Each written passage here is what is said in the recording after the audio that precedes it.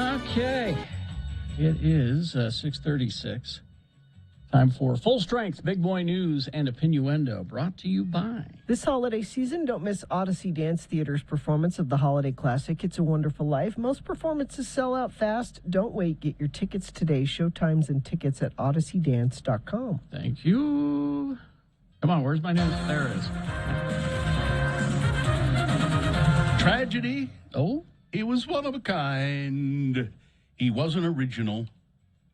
Many say he was a comic genius. Paul Mooney has died. He died some time ago. Said he died Wednesday. And this was a story from December 3rd. It was a year ago. Because I remember doing a tribute to him on Geek Show, and... Huh. Yeah. That's odd. I wonder what the hell is going on there.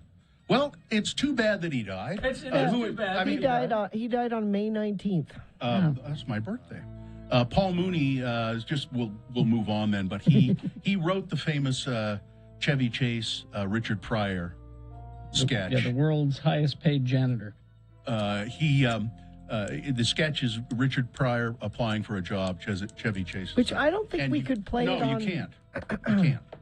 You can't play it. Because the N-word's in it. Many times. Many times. Yeah. And along with other racist euphemisms. It's hilariously funny. Mm-hmm. And Richard Pryor is brilliant in the sketch. And Chevy holds his own. So let's move on. Alec Baldwin, his interview with George Stephanopoulos, very, very emotional. He described the moment that the gun discharged that shot and killed the woman on the set. He described it as, I let go of the hammer of the gun and the gun goes off. I didn't pull a trigger. And I didn't. So George Stephanopoulos asked him, do you feel responsible? Are you responsible for this? No, not at all. Baldwin had been setting up a shot where the actor was supposed to draw the gun, pointed at the camera, and he said it wasn't meant to be fired, and there shouldn't have been a bullet in it. I was told there wasn't. They really need to get to the bottom of where that bullet came from.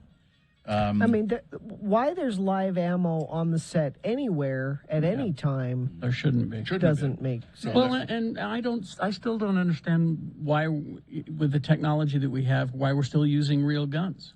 Yeah, I don't know. Because it's cheaper. It would be cheaper, yes, but it's safer to get prop guns that shoot a puff of something that, I mean, it seems to me that, anyway. Listen, the shutdown of the government was averted.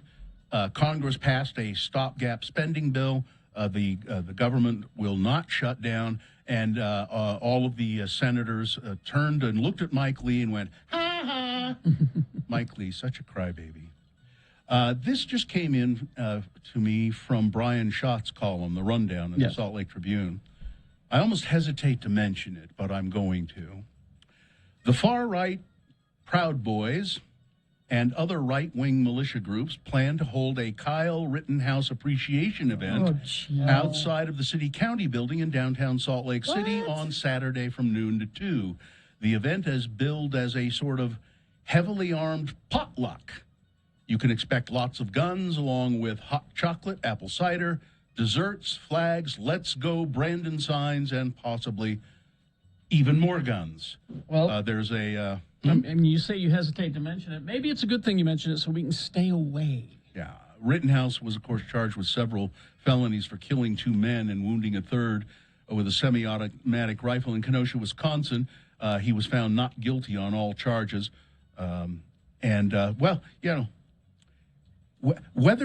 Whether you feel that he was guilty or not, he is not someone to be celebrated. No.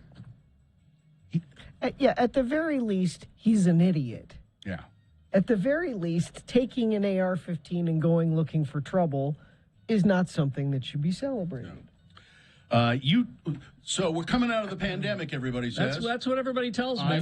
News. I have heard that several times, and you saw me get angry about that yesterday. Yes. I'm not going to get angry about it again, even though I feel much anger welling up inside of me. I'm gonna keep control of that because people are afraid of anger. I think people tune in for your anger, Bill, but that's just me. You're the only one that tunes in for my anger. So coming out of the pandemic this way, Utah reports 1,981 new COVID cases on Thursday. That's one day. That sounds like coming out of it. How many? Let's see. I'm trying to see. They didn't report any deaths yesterday, but it was because there was a glitch in the technical difficulty. Yeah. It says, oh, really? with the reporting system.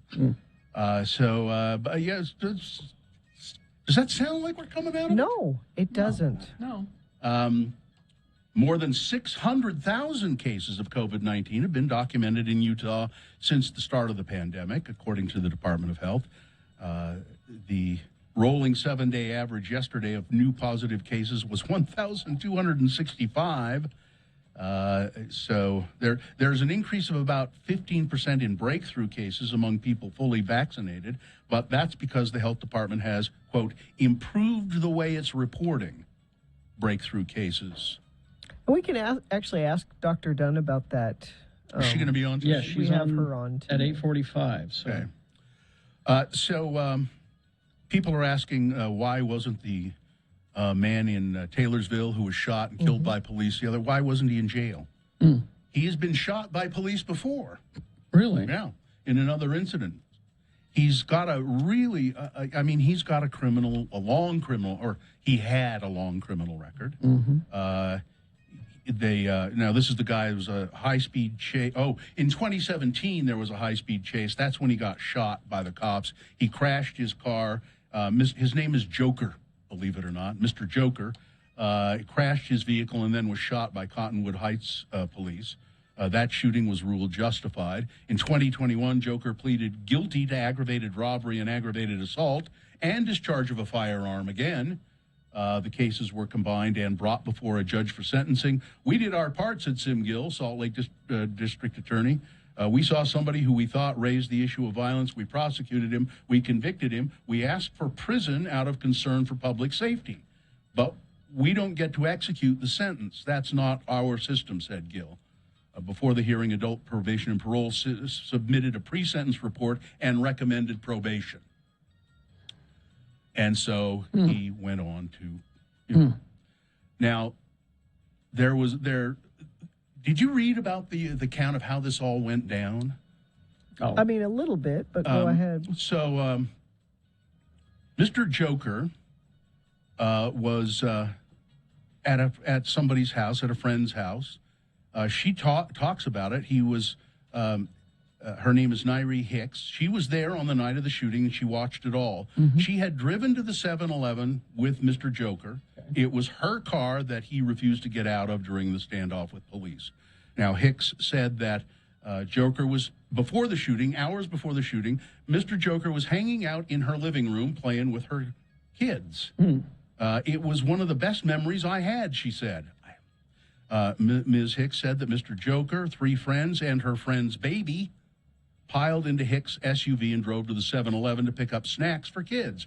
Mr. Joker stayed in the car with the baby while the others went inside of the 7-Eleven. I came outside, and that's when I saw everybody had surrounded my car. They had their guns out, and that's the story.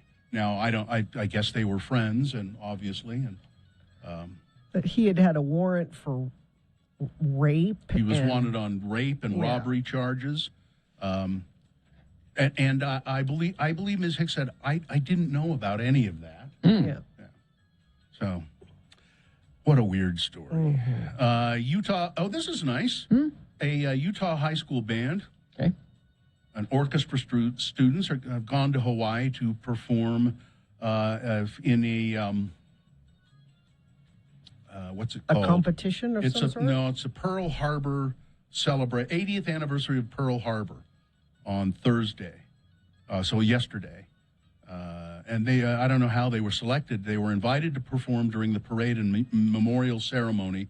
They were all excited to go, and that's a nice thing. Yeah. Speaking of Hawaii, which is where Pearl Harbor is, obviously, they're predicting that there's going to be a winter blizzard. Perfectly normal. Yeah. Like up top. Yeah, well, the weather's going to be really horrible, wind and rain, and then there are tops of mountains in Hawaii, which will probably get a significant amount of snow, they're saying, more than... It's not unusual to have a little bit of snow up there occasionally, but this is going to be pretty devastatingly. We're opening a ski resort there. I heard that sometimes people ski. If you hike up far enough. Yeah, you got to hike up. And Gina, we mentioned this yesterday. I'm sorry. I hope you're going to be okay, but the supply chain crisis is now threatening chicken tenders. You shut up. I would get the cost. Am I going to have to stockpile chicken tenders? Yeah, now I saw a big sign at the grocery store yesterday that said, above the chicken tenders, it said, only 15 packs per person. Well, because of supply shortage. I was at the grocery store yesterday and doing some shopping. I didn't notice any shortage of anything. Yeah, there and isn't B, any. I didn't notice that the prices were particularly And inflated.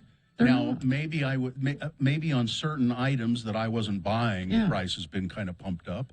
But it seemed pretty normal to me. It's all a right-wing media hoax. All of this, Yeah. Anyway. And finally, this story. Yes. This is great news. Scientists have discovered a new use for sperm. Researchers at Tianjin University in China have developed a sustainable, biodegradable plastic derived from salmon sperm and vegetable oil, which might be the most viable solution yet for the world's imminent plastic pollution problem. The promising substance was created by extracting strands of DNA from the sperm of salmon, mixing it with vegetable oil, and they've been able to make cups that you can drink out of. Is this really a problem that we... Yeah. Now, to be serious, you don't know about the plastic problem? Well, no, I mean, is it because this is biodegradable? Is that the... Yeah. It's totally biodegradable. It's salmon, sperm, and vegetable oil. I'm not going to use a cup that's made. If we didn't tell you, it would be fine. They created a rumpled-looking mug. I don't want a rumpled mug. Well, they're refining it. It could be the solution to our plastic problem, which you are aware of, right? Yes. So the salmon don't care. They got plenty of sperm. They're happy. Yeah, they're happy to give it. Yeah, sure. Feels good. All right, that's it. Wait, we got a report. There is a shortage in the grocery stores of the mousse that my wife uses. Hasn't been on the shelf for weeks, so she hasn't had a good hairstyle for weeks. My wife said she saw at the grocery store the 12 packs of Coca-Cola. Because of supply chain issues, customers can only buy 10, 12 packs of Coke. Only 10. That'll only get me through the week. Do people really go and buy 10, 12 packs? I don't know. Yeah. All right, that's it. Sports weather traffic. Yeah, this was kind of surprising. Virginia Cavaliers head coach Bronco Mendenhall abruptly resigned from his position yesterday. He used to be the BYU coach. Yeah, and it's kind of weird. What happened? He said, I had an epiphany that I need to take a break and reassess, renew, reframe, reinvent. You know what the epiphany was? Mrs. Mendenhall. Well, and it said, with my wife as my partner, our future and next chapter of our lives. Bronco, I have that epiphany every morning, but I still go to work. You know what I bet? They're going to go on a mission for the LDS They church. could. Bronco and his wife. They bet you're could. right. Because he said, I don't think this is permanent. I probably will go back to coaching at some point. So, yeah, you're going to have mission president Bronco Mendenhall is the prediction. Which is, I believe... I heard his real name. It's not a nickname. No, that's Bronco's his real name? Yeah, his parents named him Bronco. In NFL last night, the Cowboys over the Saints, 27-17. Oh. Yes? Were you going to mention Taysom Hill? Not great. 4 interceptions. Yeah. He threw 4 picks. He's a BYU. He's a Coug. Yeah. Big sports, big local sports to look forward to over the weekend tonight, 6 o'clock. I've had so many people saying, "You going to Vegas?" I wish. That would be great fun to be down there for the Utes and the Ducks today. That game's at 6 o'clock. That's the championship game, right? Yep. Winner of this game will go to the Rose Bowl. Right, Ed? And then tomorrow, Real Salt Lake up to Portland. It's an early game, 4:30. For the conference finals up there. So exciting local sports going on. Weather is not exciting. We're still in the haze, we're still in the inversion, and still warm, which is all weird for December. My daughter yesterday was like, our lawn is as green as it has been all year right now. My favorite tweet I saw yesterday. I'm old enough to remember when it snowed in Utah. Yeah. And there's a chance of snow, 50% chance on Monday. Rain mixed with probably rain down here in the valley, snow in the mountains. You know, as Denverino, I can go to Denver instantly. That's my one superpower. Yes. I report that Denver. This is the first time Denver has not had any snow in December. This is perfectly normal. Usually by this time of the year they have snow. There hasn't been any. This is all just fine. It's just fine. Nothing to see here. Yeah. No, we're coming out of it. Don't you take away my big pickup truck. We're coming out of this climate change thing. That's right. A friend of the program says that there's trouble on 21st South. Not sure what the trouble is because that's all the information we have. Well, this guy's wife can't get her moose. That's the problem. That's terrible. Yeah. Somebody else says single car crash eastbound 201 approaching 5600 West. The left lane affected there. We've also got... No, that's it. That's the only incident. And if you can give us some more details on 21st South, that would be great. 33986 is where you do that. Get to Strong Volkswagen during the Sign and Drive event. All you need is a signature, plus you get a lifetime warranty, no charge. Get details and unlock stronger pricing at strongvw.com. And back to coaching names. Bronco, this is according to Andrew. As far as coach names goes, he's no Houston Nutt. Houston Nutt? Houston Nutt is a coach? Never heard of him. N-U-T-T? No, I don't know. Nutt. All right. Let's see. Oh, we got a minute here, so let's talk about the road to the road home. Now, our Mediathon is coming up on the 21st and 22nd. And you can donate money now. Don't get me wrong. You don't have to wait. Yeah, if you go to x96.com, there's a link right there right now. And maybe it's a good idea to do it today while you're thinking about it. Sure. But the road to the road home, you can go to Rocky Mountain Chevy dealers near you. And there is one near you. Go to x96.com and click on the link there, and you'll find one near you. And you can take your physical donations there. Whatever Coats, it is. Socks, all hygiene kinds of items, hats, diapers, blankets. All those things. Blankets are really a good thing to take. Always need blankets. But we will be broadcasting live from Riverton Chevy at South Jordan Gateway on Wednesday. It's coming Wednesday. 6 to 10. 6 to 10. And then the next Wednesday we'll be up north in Nogden.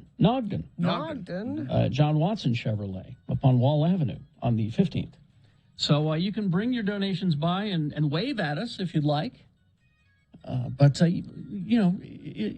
Any Rocky Mountain Chevy dealer will take your donations from now until the 21st and 22nd. So if you've got one near you, there's a whole list of them at x96.com. It doesn't have to just be when we're there. You can take it anytime. Go at your convenience, and that's why the Rocky Mountain Chevy dealers are doing this. Yeah. Although we'd love to see you on next Wednesday. Sure, we'd love to wave at you. But if you can't make it, take your stuff to a Rocky Mountain Chevy dealer. All right, we will take a break. We will be back. We've got Victoria on the line with our Real Housewives of Salt Lake update. There's some legal stuff happening. Jen Shaw. Yeah, the whole Jen Shaw thing is coming down. Best question. We still have time to take your best questions via email, radiofromhell@x96.com. Send those to us. Best question in the subject line, if you would, please. And have another drink with Jimmy the Wine Guy coming up at 8 o'clock. Ooh. And bye for all of that. KXRK Provo. I have to go over to the stairwell here and tell Chainsaw Guy that we're ready for him. To come over? Yeah. Okay, so I'll do that. So this is usually it's a best question of the week, but this week It's Chainsaw Guy is going to be answering questions from you, our listeners. So Katie has some emailed with Chainsaw Guy. Are you there? Yeah, I'm here. I'm right here, ready to go. All right. Well, then let's start. Hey, wait, who's that? That's Katie. Oh, hey, Katie. Long time no see. I love Katie. You love haunted houses, don't you? Yeah, I do. Well, we've worked together, actually, Katie. I was the Chainsaw Guy at your haunted house when you worked over there at the Nightmare on 13. That's right. Yeah. Yep. All right. Well, I got a couple questions for you, sir. Okay. So this one comes from Derek. It says, I know everyone is sick of hearing about COVID and the issues of mask wearing, but you being a person who wears a mask that I would assume would wear it always, what do you have to say to those people who believe this ridiculous idea that people cannot function normally with masks on? Well, I don't know about functioning normally, but I know that mask wearing is very important. Because it does and I think if you put it out example, and you start poking your eye down with something, or if you don't poke your eye down with something, you might hit the button. You gotta be careful. Or sit in class, you better put there through, and then you do what it's about. You can do it with your habit check. You can, but you gotta be careful. And watch it give it a thermal, and watch out for the build-up of mold. Oh. Build-up of... Mold. What? Mold. Okay. Behind the mask, you get some mold occasionally. Okay. All right. All right, I got another question then. What? So what sort of advice could you give a guy who spent all of his rent money on lottery tickets, and now that rent is coming up and all of his money is in Chevron, he has no idea what to do?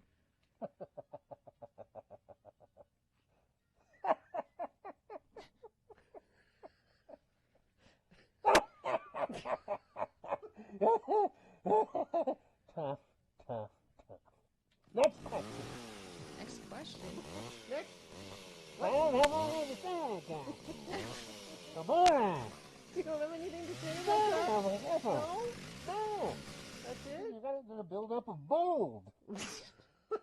All right, final question, sir. Okay, I'm ready. Wait a minute. Do you have a favorite chili recipe? Do I ever? I'm telling you, what you do is you take your cans home and you get your can and fill up. And then, right up home, and take your can and fill. And then you take your cake off and and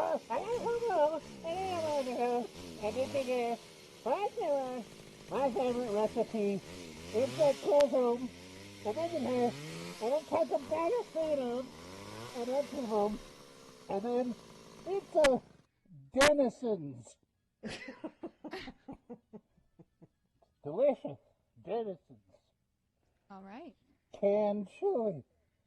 Well, Chainsaw Guy, I know you've been super busy. This is your busy time of year, and for you to take just a few minutes with us every year at Halloween, it doesn't feel like Halloween unless we talk to you, and you are always so helpful and have great advice. Well, thank you. I've got to go back and work on. I'm remodeling my rec room, you know. Oh, so yeah. I got to go back to work on that.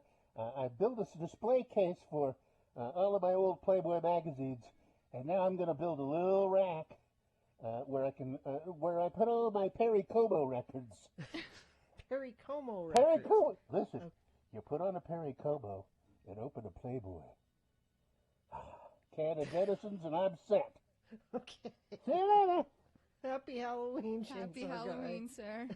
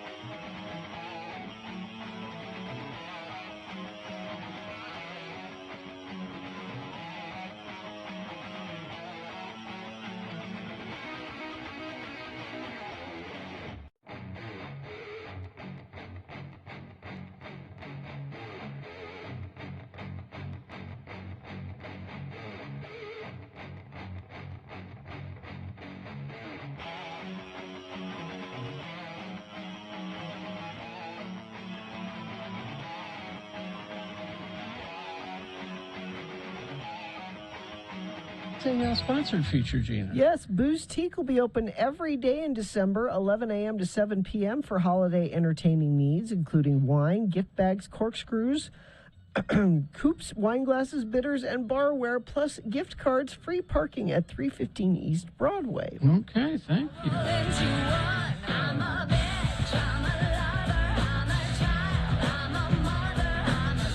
Well, here she is. Yes.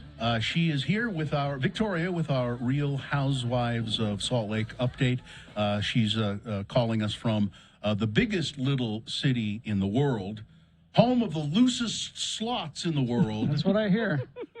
Reno, Nevada. It's Victoria. Hello. This is an exciting episode of Real Housewives.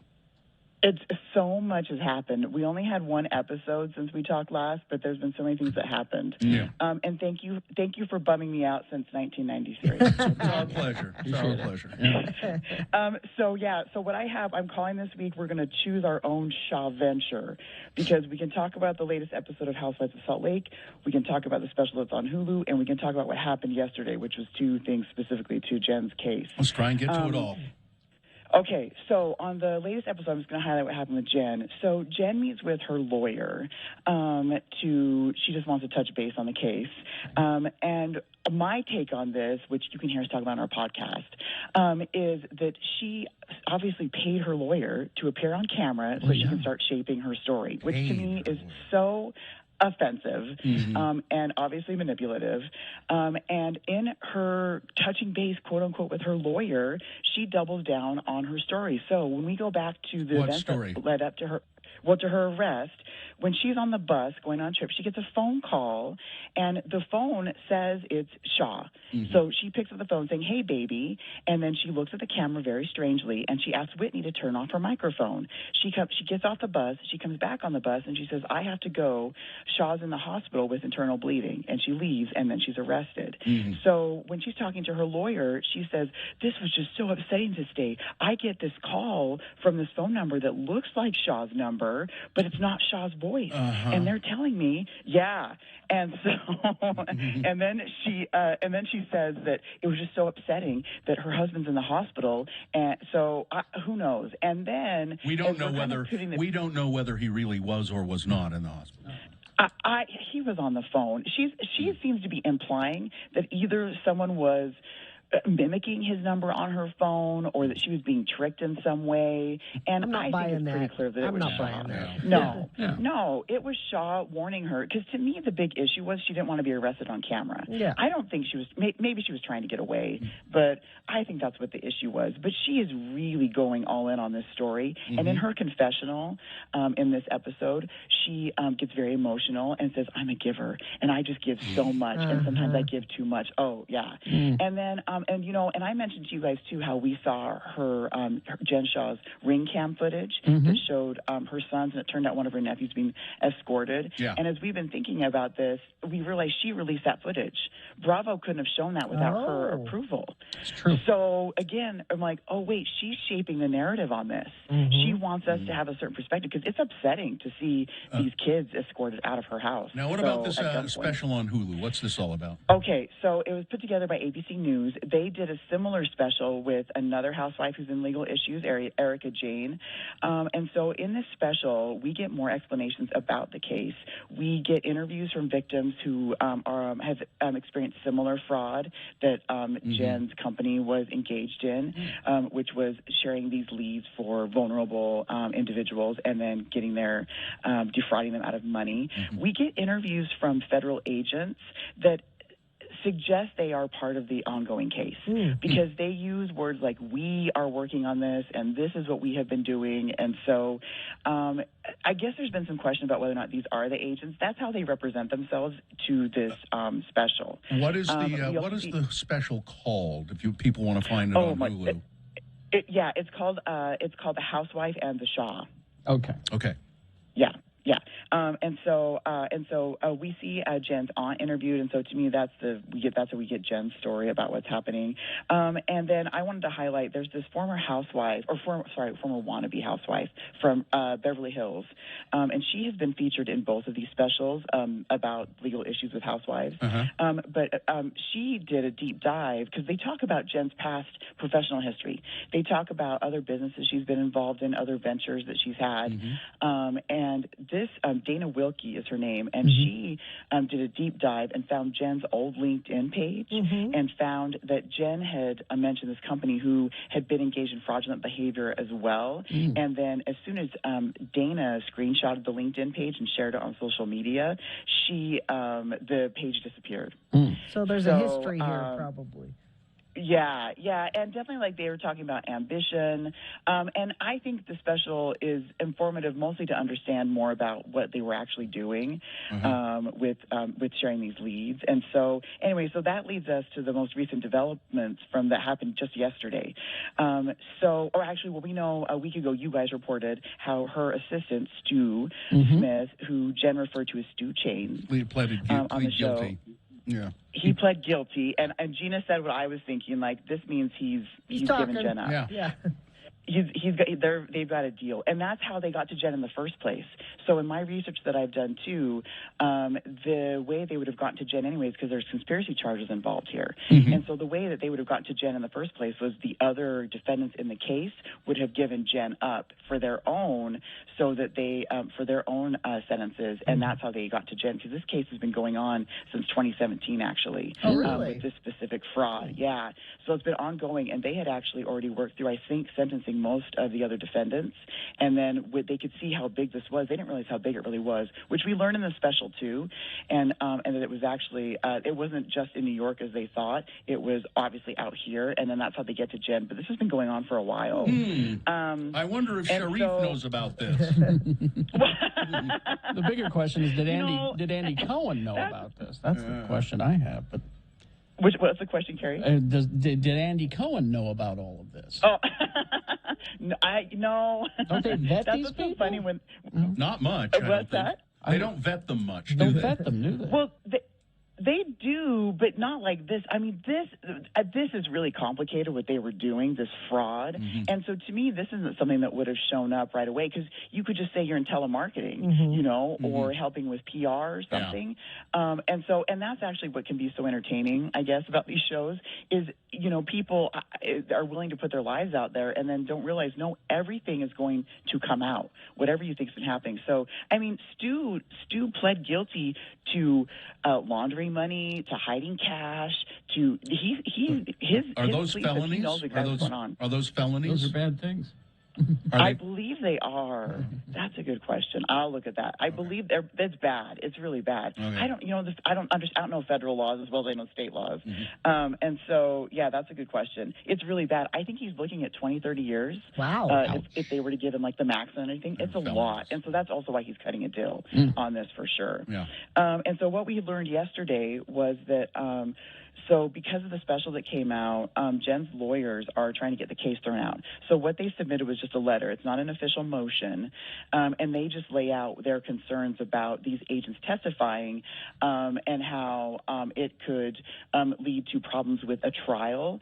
And what they're requesting in the letter is they're asking a judge, can we file a motion to dismiss? And so they haven't filed the motion. They're just asking the judge, can we file the motion? Are we getting any?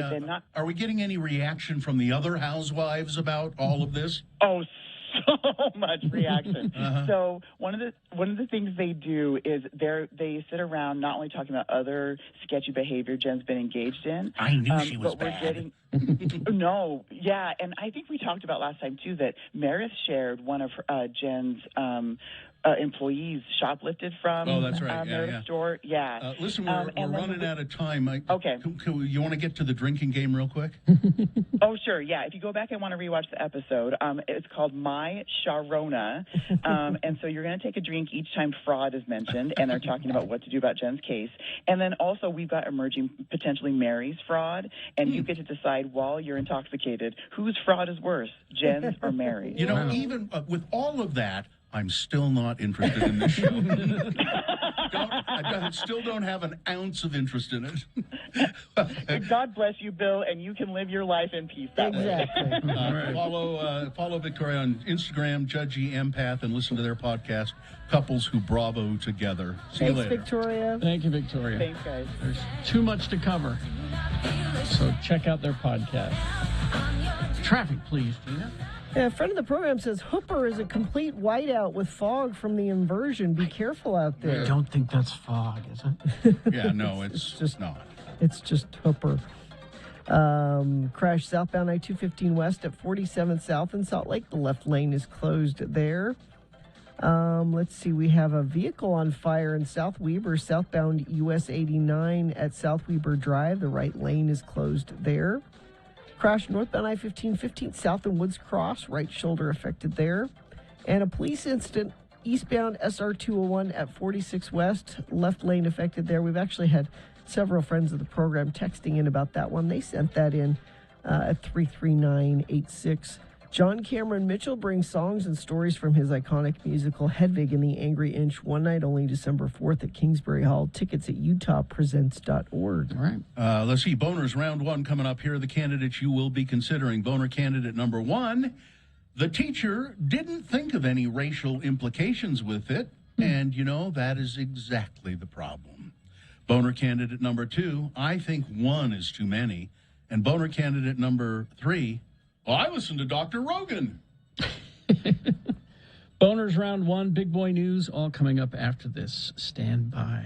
Brooklinen.com. Got out of the shower this morning and wrapped myself up in my Brooklinen bathrobe. You spoil yourself, Carrie. Well, everyone should, you know? You know what? And it's, unfortunately, I was picturing that. It's toasty, it's warm, it dries me very nicely. Oh, I love my Brooklinen bathrobe. And it is the gift-giving time of year, of course, and I would suggest that you go to brooklinen.com. That's BROOKLINEN.com. Enter the promo code X96, and you'll get $20 off with a minimum purchase of $100. Go and take a look at all of the gift ideas that they have. You may be stuck trying to figure out something for that person in your life. Great ideas at brooklinen.com. Everything from candles to those face masks, the cooling face masks and bathrobes and sheets and all that artwork, all kinds of stuff for your house. Go and take a look at it right now. Give the gift of comfort this holiday season and save while you do it. That's brooklinen.com. Use the promo code X96 for $20 off with a minimum purchase of $100. That's brooklinen.com. The promo code is X96. It's time for Beat Gina, the game show that always assures there's a peaceful transfer of power. When the game is decided, you can be sure that Gina will peacefully hand over a prize, deserved or not. So join in the fun, and don't worry about losing your precious game show democracy when you listen to Beat Gina. And now, here he is, the defender of game show democracy, the host who fights for the truth, the justice, and the game show way. He won't let the show fall into chaos. No, he's the one, the only, Carrie Smilin' Jack Jackson. Oh, thank you, Johnny. Thank you so much. Good to have you back. It's good to be here. Well, it's good to be anywhere. Good to be above ground, as my uncle used to say. All right, we do have a contestant on the phone. We tossed a coin off air to determine that Scott will be our contestant. And Scott, are you there? I am here, thank you. All right, Hi, Scott. Scott has promised to go to Moochie's as much as possible. Excellent. Have Philly cheese. It's not much of a sacrifice. We all do our part in this desperate time. Get the Philly cheesesteak. Yeah, Get the Philly cheesesteak egg rolls there. I will try that. I've never had that before. All right. We will toss a coin now to determine who goes first in this game, Scott. It gives you an advantage. Call it heads or tails. Heads. Heads. Coin toss app says it is heads, as you can see. All right. I think that means you go first. That means you have an advantage in the game. This first question is yours alone to answer correctly. If you do, you get a point. If you get it incorrect, Gina then gets a chance to answer it and steal your point away. We'll then go back and forth until somebody has 3 points. So, Scott, Shaun of the Dead trivia. First question. What pub does everybody take refuge in? What's the name of the pub that everybody takes refuge in? Is it A, the Winchester, B, the Dorchester, C, Squatters, or D, the Sun Trap? I'm going to go with A. That would be a good choice. Thank you. It's 1-0 for Scott. Now let's test Gina's knowledge of the wonderful comic zombie movie Shaun of the Dead. It's her turn to answer. Gina. Yes. Nick Frost plays a character named Ed in the movie. Yes. What is written on Ed's T-shirt through the length of the movie? Is it A, I'd rather be Russian than a Democrat? B, I am drunk? C, I got wood? Or D, the word boner with like 2 robots on it? B. I am drunk? Yes. That is incorrect. Really? Scott. Chance to steal. Scott, what's the answer? C. I got wood is correct. It's 2-0 for Scott, and in what may be a clean sweep, Scott controls the question with his dominance of the knowledge of the wonderful comic movie Shaun of the Dead. It's better to be lucky than good. All right. Scott, what crazy thing does Big Al believe? What crazy thing does Big Al believe? A, that there's a secret basement under Comet Pizza. B, dogs cannot look up. C, cats can secretly talk. Or D, COVID-19 is a hoax. I'm going to go with B. I'm not sure about this one. B, dogs cannot look up? Uh-huh. That is correct. Scott, Sweet. you win the game. Wow. Not only are you going to enjoy delicious food at Moochie's, meatballs and more, you win a Radio from Hell tote bag. To put all your sandwiches in. Your totes and sandwiches and egg rolls. Egg rolls and all that. Congratulations, Scott, and helping transfer power peacefully here on BG. Oh, no problem. It's nice to finally meet you, Johnny. All right, Scott. Thank you. Hang on the line. Johnny fan. Hang on the line. I'll put that down as one fan. Hang on the line, and we'll get your information there, Scott. Thanks.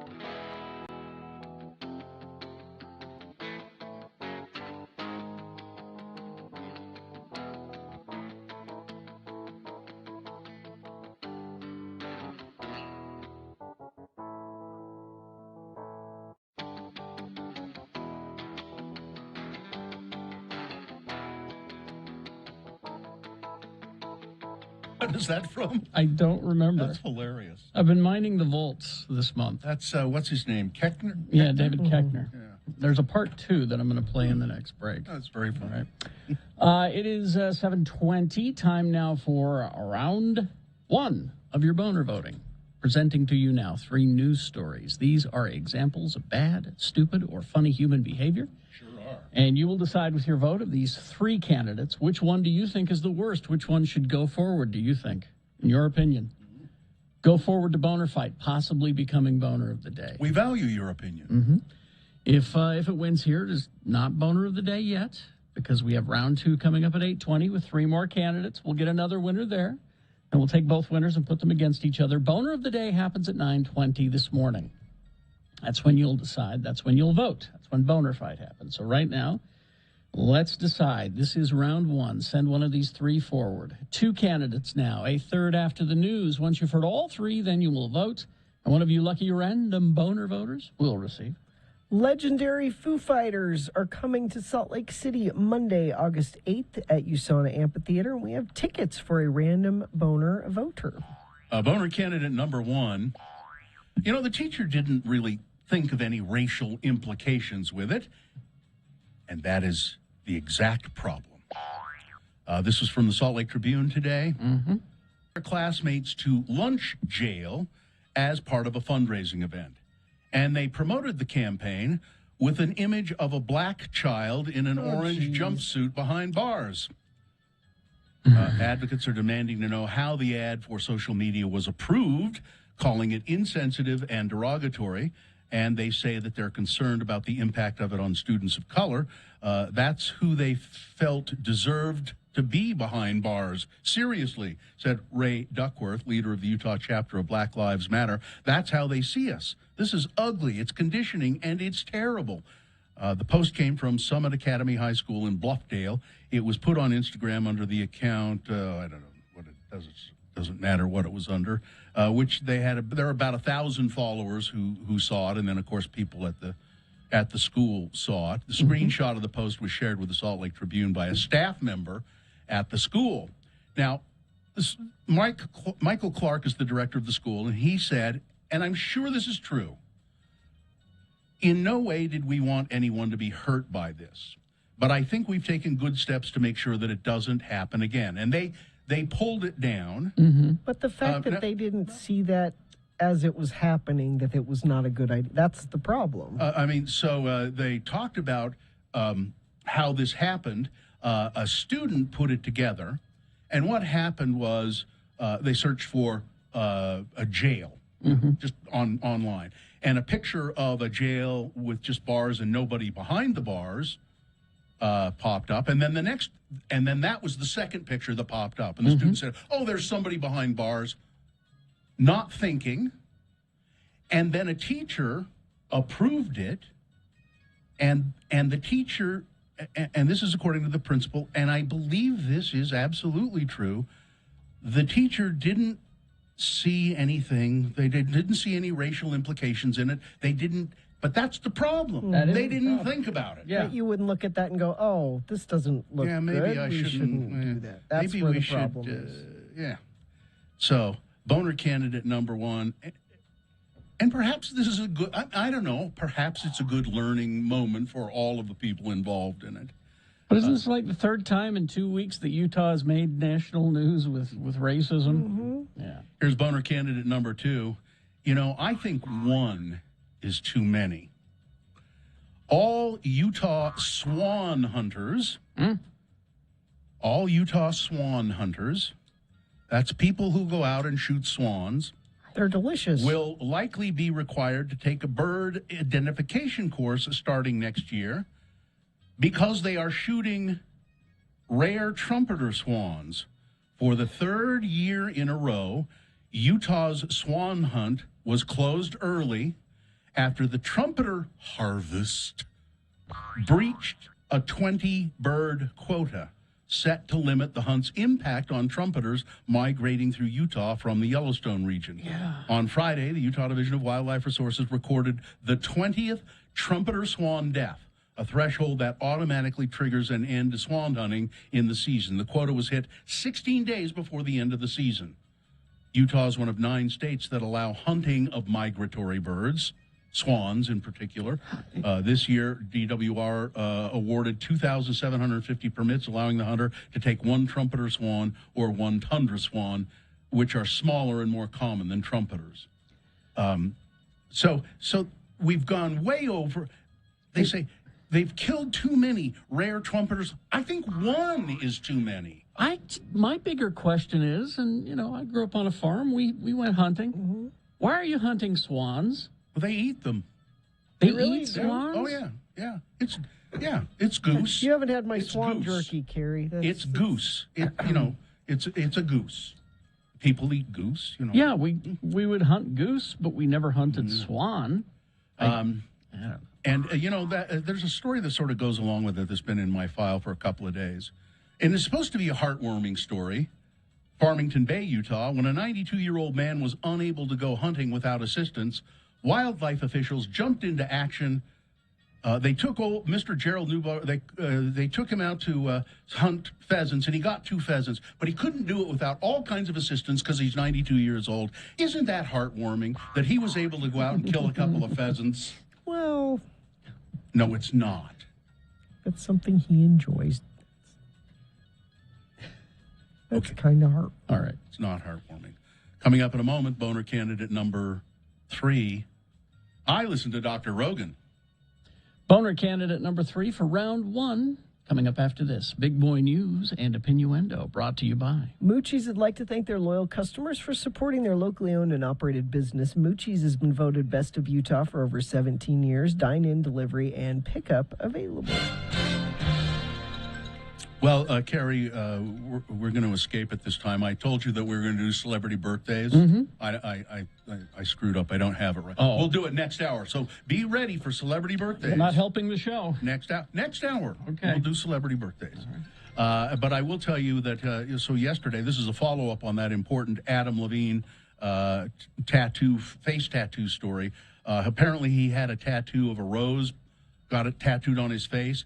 He said, no, I didn't. Now, there's a picture of him with a rose on the side of his face. He said, it's not real. Oh. He said, I don't have a tattoo on my face. It was fake. It was I just did it for fun. But no. I mean, he's tattooed everywhere else. That's the next real how do estate. you know? How do I know? How do you know he's tattooed everywhere I don't know. else? I watched the Super Bowl. Yeah. Was he naked? Pretty much. So anyway, it's not real. You can heave a sigh of relief. This is good news for Katie. Upbeat and good news for Katie. People with allergic conditions, and she has, many, a lot of allergies. Allergic conditions such as hay fever, eczema, rhinitis. People who suffer from those may be at lower risk of catching COVID-19, according to a new study. A team of 34 British scientists. Oh, wait, I didn't realize they were British scientists. What do they know? They found allergy sufferers who also have asthma were less likely to contract the potentially deadly virus. Yeah, Katie, now our producers rushed in here with allergies and all. Oh, boy. Yeah. The allergies, the asthma, I got it all. So yeah, I know. This is actually kind of exciting. That's good news for you. So maybe there's a benefit. Slightly. I mean, I miss chicken a lot, but I mean, at least... It doesn't say anything here about that people who are allergic to chicken. I mean, technically, I am allergic to everything that is outside in nature, so it's constant. We all know that I walk in here with allergies every morning. It says that it looks as though you may have a 23% lower risk of coronavirus infection. So way to go, Katie. I'll accept that. Jealous of your allergies now. Way to go. I'm not, All but right. I'm still actually, that kudos a little bit to them. So Representative Paul Ray, who spent the last 2 decades in the Utah House of Representatives, is leaving the legislature later this month for a position with the Utah Department of Health. That's significant. Keep that in mind. And later, the new Utah Department of Health and Human Services. Starting on December 16th, the Clearfield Republican will be the health department's, health is what we're talking about here, new assistant director of legislative affairs. Now, Paul Ray, a 20-year veteran of the House of Representatives, earlier this year sponsored House Bill 249, Utah's pandemic endgame bill, signed into law by Governor Cox, which lifted a statewide mask mandate in April. Quote, we're trying to find a way to say that we're done. And I think that this bill does that, Ray told the House of his endgame legislation. We actually gave our constituents the hope and the light that we're just about through with this. Because that's how pandemics work. You can legislate your way out of it. Will yourself out of a virus. It's going to work for the Utah Department of Health. So they're planting him in there. Well, to do damage. I don't know. I don't know if there's any sort of conspiratorial. He doesn't seem like the right choice for someone to be in that role. But I think, Carrie, what more of what that is that people don't observe, they don't see the optics of it. They don't see that he apparently doesn't know anything about public health. Yeah. So let's put him in charge of public health. That's what Orange 45 did with his administration. Gina, did you know the Daybell trial? A judge has set a January trial date for Chad and Lori Vallow Daybell on charges that they murdered her children, JJ and Ty Lee. So she's getting out of the... Well, apparently, and now the trial date, January 2023. Oh, so that's why then. So they're going to give her a mental health year to try to get her ready for trial, is what it sounds like. Yeah, her 180 days, medical professionals may deem her to be competent sooner, in which a case status conference will be scheduled. So let's see. Now, there's this. I got an email from a woman who works at the Utah State Hospital for, well, it's the Utah State Hospital. Now, you know what that is. The mental hospital. Criminally insane, as they say sometimes. It's people who have, most of them who have committed crimes, but they're deemed mentally ill. And so there's the state hospital. Well, there's a staffing crisis at the Utah State Hospital. Administrators say that they're losing employees and doing everything they can to stop it. The Utah State Hospital treats the most severe cases of mental illness, including people charged with crimes who have been found not competent to stand trial. The beds are always full, but the staff is getting lighter and lighter. And these are oftentimes dangerous people.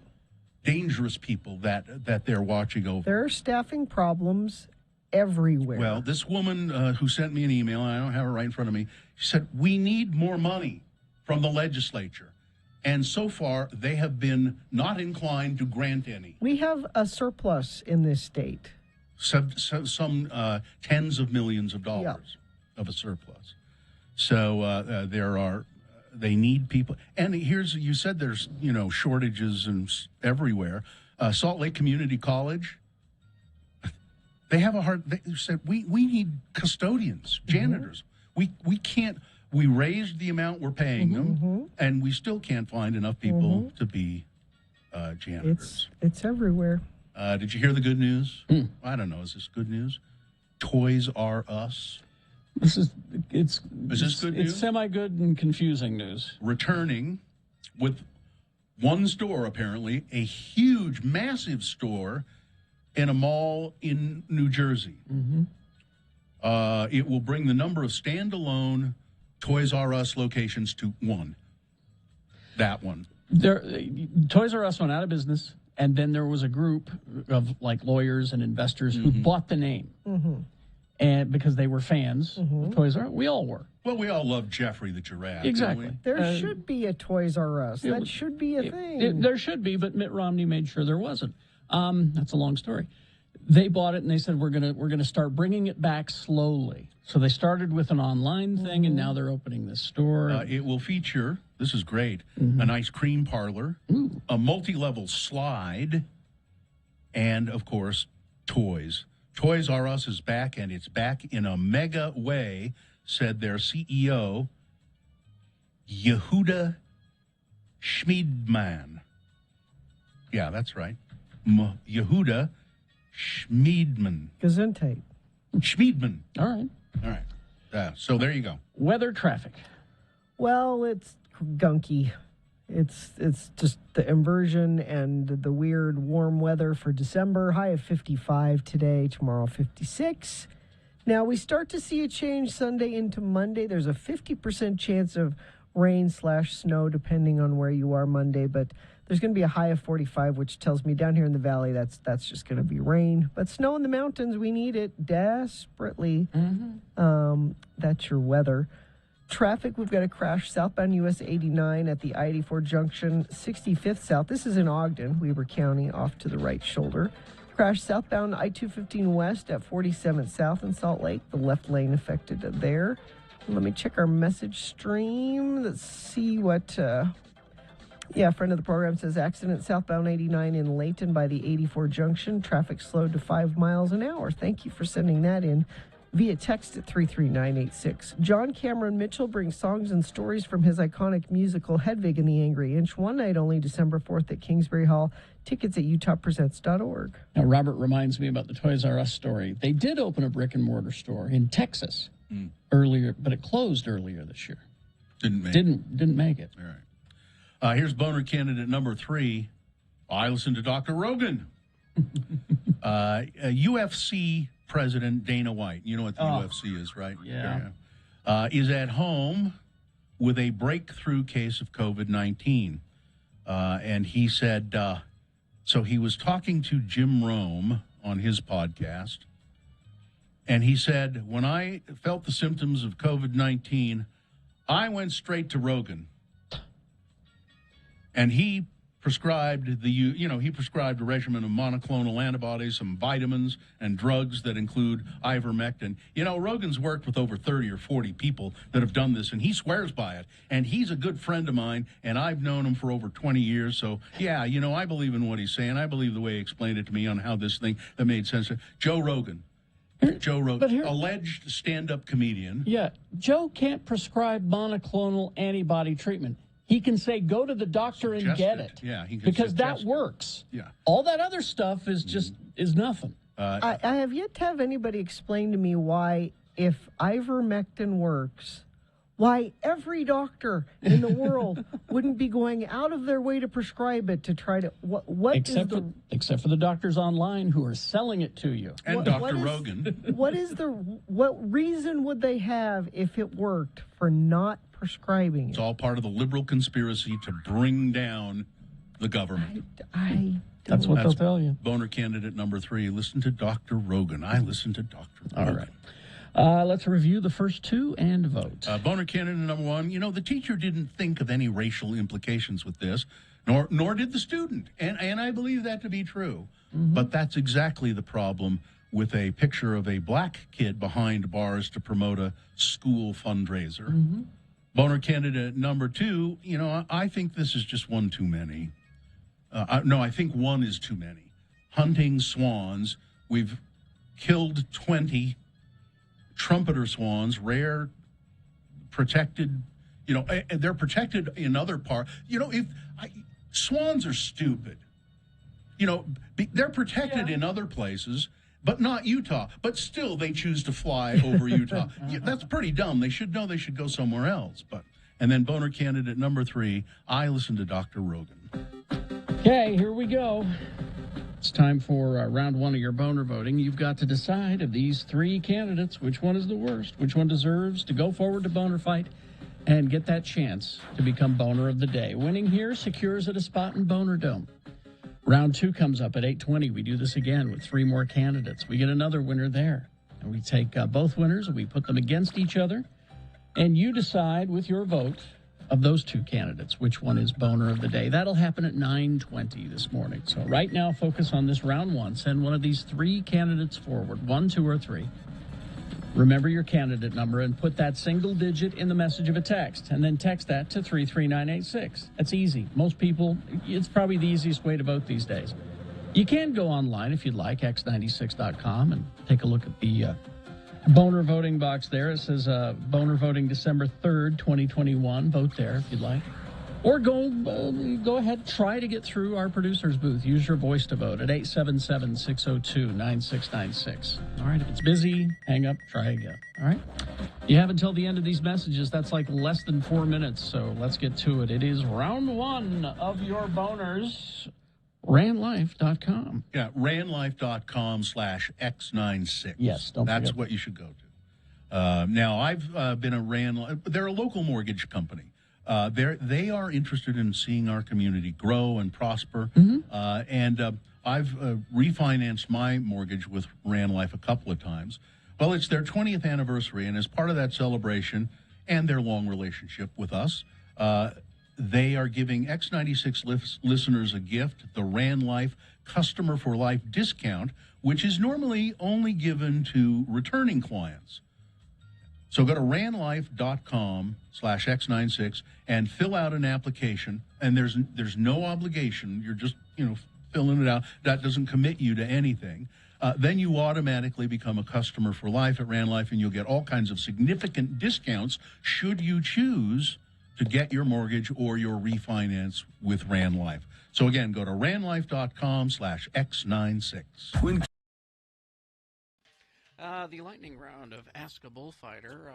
You could still get in a phone question if you want, 801-359-9696 or 877-602-9696. But we have a lot of text questions. How about your health insurance, Ammon?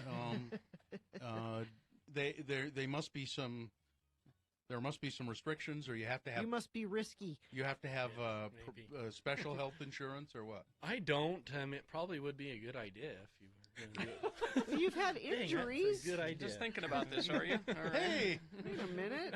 Why didn't I think of that? So what do you? I mean, has your health insurance covered you so far? Yeah, on the cases where I've needed to go, a lot of the injuries are, you're just going to be sore. You can't really do much for it. Cinch you up. We just cinch you up on the kitchen table. Yeah. Until that big brain injury comes around, then you're going to wish you had it. Let's see. Text question. This is not me, of course. I want to ride a bull once before I die. How would I go about doing this? Good. Well, that's his bucket list, I guess. Yeah, it's probably easier than a lot of people think. Make it the last item on your bucket list. And finally.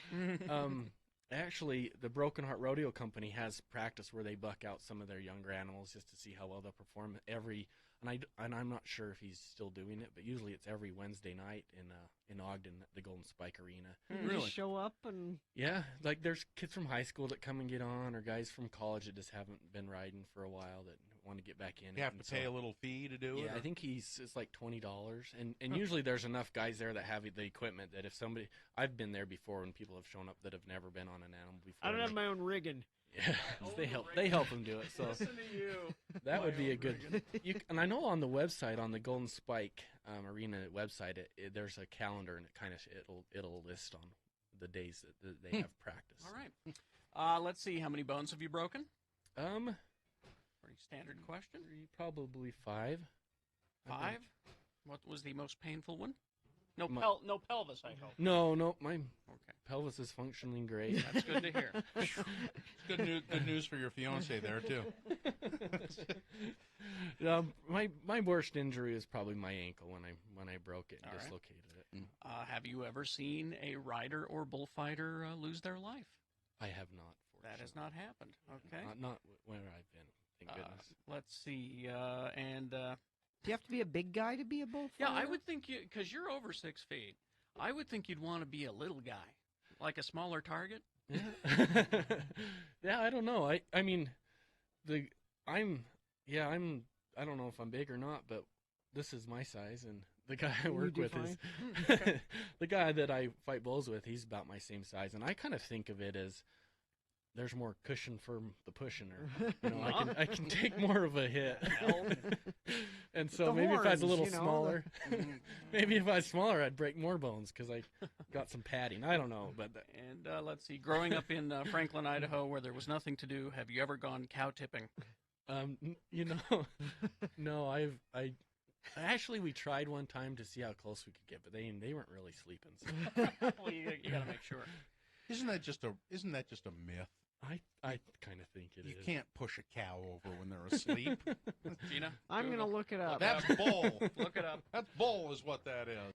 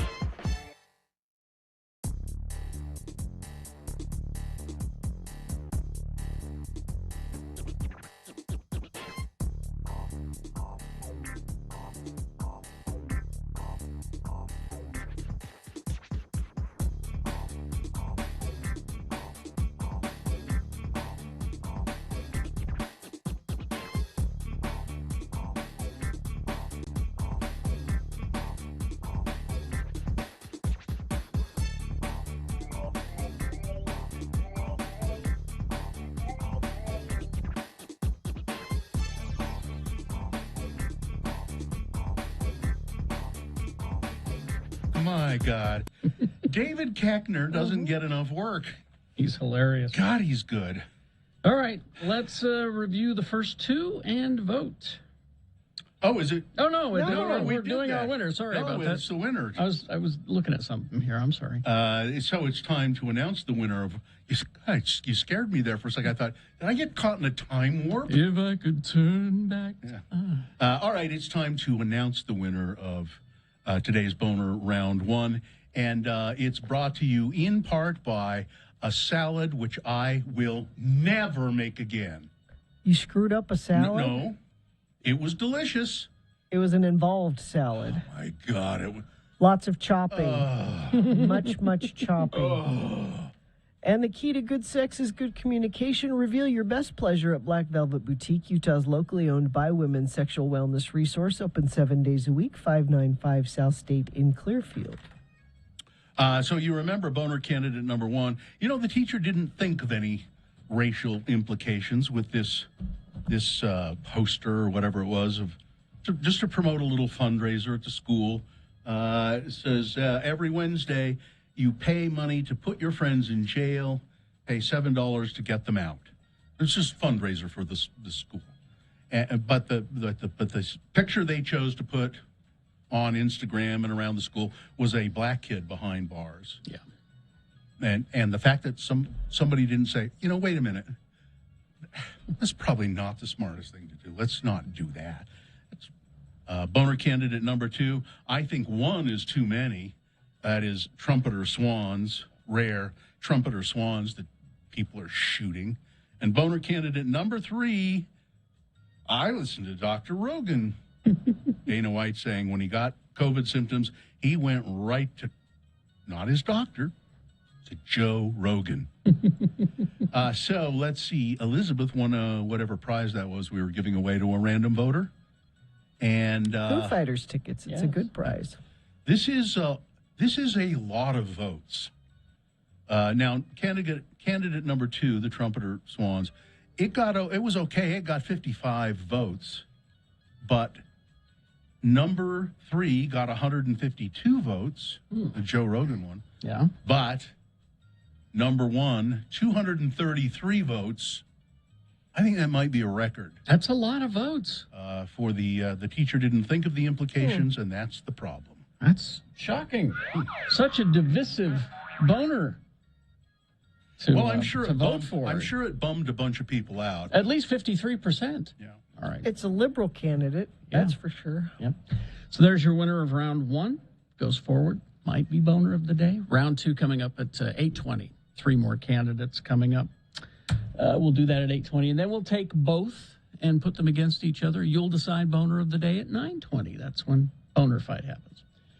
Is this a sponsored feature, Gina? Yes, Booze Teak will be open every day in December, 11 a.m. to 7 p.m. for holiday entertaining needs, including wine, gift bags, corkscrews, coupes, and wine glasses, bitters, and barware, plus gift cards, free parking at 315 East Broadway.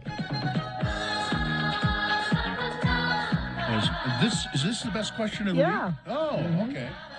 Bill, what the best question of the week is people email us questions to radiofromhell@x96.com, and then we answer them on Fridays. I've often wondered what that feature was. Yep. Now I know. It's very simple, and sometimes the questions are very simple, like this one from Michael.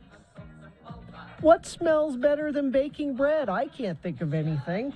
Cooking bacon. No, I prefer baking bread over cooking bacon. That's me, though. What about baking cookies? That's good. Yeah, but that's good. But again, bread. My mother used to make a dish called Fin and Hattie, and it's some kind of fish, and when you cook it, it just stinks. Well, yeah, it's fish. Yeah. Well, yeah, but I mean, it was.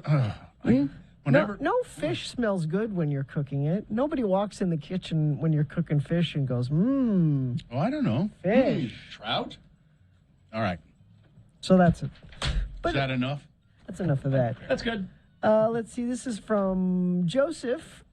Hello, dear lords and lady. How did each of you come up with your sign-offs, including Gina's that changes daily? Hope y'all have a great weekend and make mine a double. Thanks, Joseph. With me, it's pretty simple. It's Hollywood celebrity news stuff when we do it, and generally the celebrity, if the celebrity is in trouble of some sort, the attitude, and even they'll often say, or politicians who get into trouble, listen, don't you know who I am? You must not know who I am. You must not know who you're dealing with. You would not be treating me this way if you knew who I was. Yeah, so that's where mine came from. My daily sign off. Well, if I can't ever think of anything, it's stay care. Well, but that's the reason it changes, because you never could think of anything. Right? But I usually just pick a line from the show that strikes me as funny. It's just kind of a callback to something earlier in the show. And maybe, hopefully, you'll go back and maybe listen to the podcast and try to see where I plucked it from. I like stay care. Stay care. But, yeah. My original sign-off was, good night, everybody, because it just seems so hackneyed in showbiz. And I saw Master Shake do it on Aqua Teen Hunger Force. Thanks for coming, ladies and gentlemen. Yeah, exactly. Yeah. And then I switched it to good night, Mom. Yeah. And then good night, Dad. I thought that was very touching.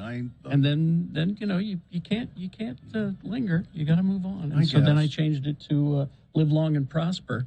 I wanted to do live long and prosper, but it sounded too either corny or too sincere. So I added bitches at the end.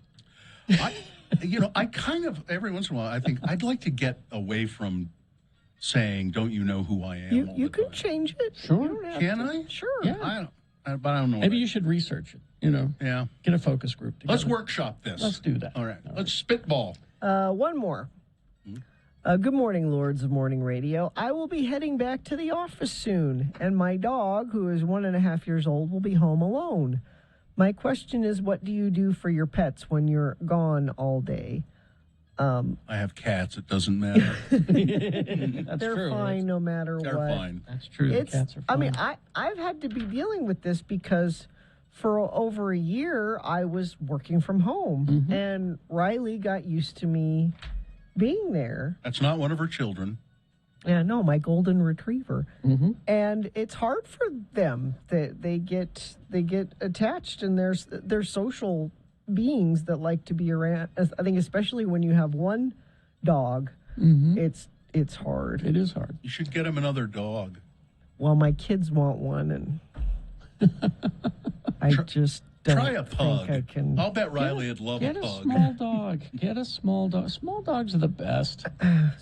Well, depending. I mean, pugs, have all kinds of health problems. That's true. They and a lot of those dogs really weren't meant to exist. Yeah, you got to research it. Yeah. But as far as what to do, other than getting another dog for company, I like to fill those Kongs. I don't know what that is. Those. It's a plastic toy. But it's hollow inside, and you can put peanut butter or. Okay, I get it. Yeah. And it takes them a long time to work at trying to get it out. Yeah, they have those for cats too. You put kibble in it. Yeah, keeps them occupied.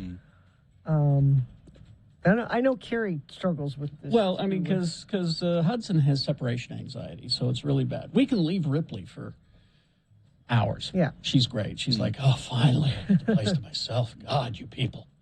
But Hudson has separation anxiety, so what we do is we'll take him to daycare if we're leaving. We'll leave Ripley home, and he'll go to daycare, and get his yayas out, and then he's tired all the rest of the day.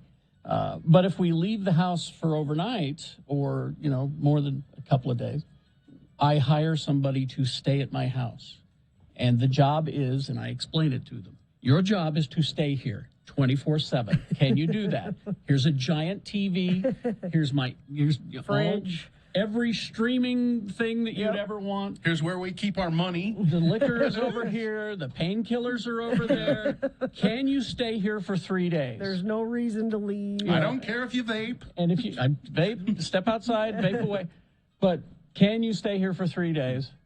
Feed the dogs and let them sleep in the bed with you. That's just such that's a responsibility. I mean, it's just like they really take care of themselves pretty much. You just need to make sure they eat, you know? Yeah. Yeah. I hate feeling like I'm chained to my pets, you know? That's why you have cats. Well, but no, they have their own issues, and they're, you know, you're responsible for them. Yeah. I am responsible for those cats, which is why I have spent $4,000 on Klaus and $4,500 on Mr. Fluffy Pants when they got sick. It's more than you've spent on your kids in the last 6 months. God knows. And I've also gotten the cats college scholarships. So it's good. You put a little money away every month. Yeah, their education is taken care of. So what questions do you have for us? We'll answer just about anything. Email us, radiofromhell@x96.com. We answer them every Friday. All right. Traffic, please. Crash southbound 89 at 65th South. It's the I-84 junction in Ogden. And I thought a friend of the program said there's a car on fire there as well. So multiple issues there. And other than that, looks like our earlier incidents have cleared up, and you haven't sent anything in via text in a bit. But if you do see something, you can send it in at 33986. This holiday season, don't miss Odyssey Dance Theater's performance of the holiday classic, It's a Wonderful Life. Most performances sell out. Don't wait. Get your tickets today. Showtimes and tickets at odysseydance.com. All right. We will take a break. We will be back. Have another drink with Jimmy the Wine. He's here. Jimmy the Wine Guy is here to help us out and educate y'all. So stand by for that after these messages. Also, round 2 of your boners. Advantage U Medicare. You know, here in Utah, we have this Medicare Advantage plan, as Gary named it, Advantage U Medicare. And the people behind it have extensive health care experience. And they know that the benefits you need are things like a $0 monthly plan premium, a $0 copay for primary care physician's visits, this is really quite low, $25 specialist copay, dental, vision, hearing benefits, plus an over-the-counter allowance and fitness coverage as well, all included with Advantage U. So their annual enrollment period runs through December 7th. So it's almost time is almost up. It's time for you to enroll in Advantage U. You can call them at 801-893-6890 or go to their website, Advantage, the letter U, Medicare.com. It is the 23rd century. Humans have left the lowly confines of planet Earth and have sought their destiny among the stars. While many things have changed, one constant remains: the need for young men to venture forth and do the work of the Lord. This is the tale of 2 such men who at the age of 19 have answered the call of their general authorities and are embarking on a 2-year mission to spread the gospel throughout the galaxy. This is the story of Space Elders! Today, we join our elders as they are drawn to a mysterious, uncharted planet. Are you sure the weird booming voice in your head said that this was the planet? Yeah, this is the place. I'm getting no signs of life on this planet anywhere. Just some weird power source in a cavern well beneath the surface. Well, we better check it out. Wow, cool cavern. Hey, Lehigh, look. Lava lamps. Keen, huh? Hey, Butch, you shouldn't mess around with stuff that's not ours. Put me down. Who said that? It came from the lava lamp. That is not a lava lamp. It is my receptacle. I am Calgon. Welcome to our world. Sorry. Well, who's in the other receptacle? That is my son, Polygon. We have resided here for 50,000 years, waiting for someone to come. Hi. I'm Elder Christiansen, and this is Elder Jensen. Hi. We represent the Church of Jesus Christ of Latter-day Saints. You know, the Mormons. And we heard you call, and we're here to offer any assistance we can. How did you guys end up in these receptacle thingies anyway? We were a proud people, so technically advanced that we would be considered gods by your standards. We could have made an operational hyperbike the size of a walnut. Oh, that'd be cool. Wouldn't be very useful, though. Centuries ago, our world was ravaged by war. We saw our own destruction and designed this cave to ensure the survival of our species. Of all the great minds of our world, only my son and I have survived. Well, what do you want from us? A chance to hear the first discussion? After 50,000 years, we wish to borrow your bodies so that we may get out and stretch our legs. Oh, and what would happen to us? You would occupy our receptacles during our short stay in your bodies. Oh, hey, no way. How do we know you guys even have legs? Come on, Butch, it'd be fun. Besides, we're here to help people. And what guarantee do we have that you won't leave us stranded in these receptacles for the next 50,000 years? I promise. Cross my heart. Well, we'll have to take your word for that. Okay, we'll do it. Oh, Father, I had forgotten what it was like to breathe the air. We have been in the receptacles for far too long. Yes, my son, far too long.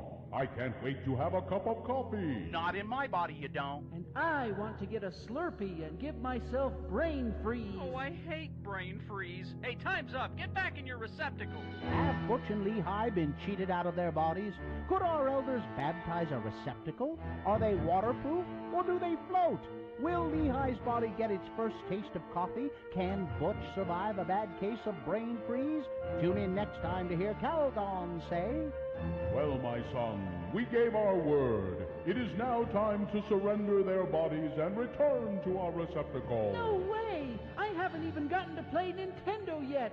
You just want to give them back their bodies because I got the good-looking one. Oh, how true. On the next hip-dislocating episode of Space Elders!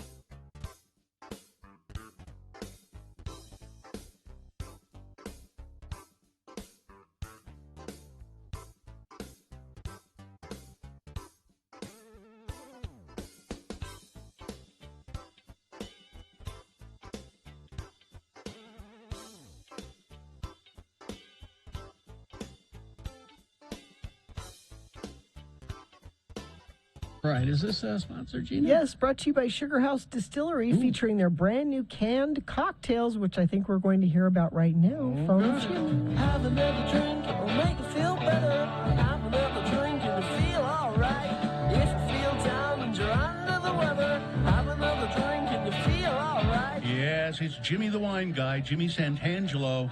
He is the moving force behind the Wine Academy of Utah. Yay.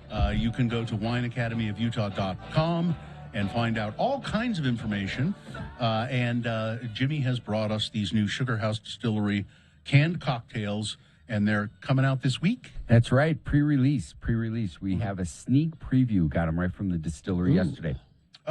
Now, Carrie, maybe have you got a good camera? Maybe show the cans. Oh, yeah. Give them to me and I'll show them. Yeah, Jimmy, give them to Carrie, and he's not going to drink any of it. I love these. I want to smell them, though. I love these cans because they're the thin cans, and there's just something so appealing to me Thin, about tall the thin, tall. Tall, thin can. They are 12 ounce. They are the 355 mil. So they are actually the same size as a beer can. It's just the different shape gives that slenderness, quick chill, beautiful packaging, great products by our local distillery, Sugar House. Yeah. Now, how many cocktails would that be in a can? 2, probably. For us, 1. No. Yeah. I mean, yeah. For us professionals. For us guys, it's only we drink a can. Yeah, it is 10% ABV, so it's got a good amount of alcohol in there, but it is a cocktail. Crack that, and you're right. For a group of 2 or 4, you're going to have that in a glass with some ice. What we're featuring is we've got a vodka tonic. All right. We also have a vodka raspberry lemonade, and then the Sugar House whiskey sour made with a rye whiskey. Let's start with the vodka tonic. Vodka tonic. Sugar House up. vodka. There you go. Bottoms nice. up. Bottoms up. Good morning. I'm going to just sip it. Just Bill's gonna bottom. It's got a nice, kind of a slight citrusy smell. That's right, and it's got this nice. It's got a great Meyer lemon accent to it. Yeah, that's what I'm It getting, is a yeah. tonic, so you have that quinine coming through. Typically, you do a vodka soda. I love that they went in the tonic direction. Really gives it a nice crispness.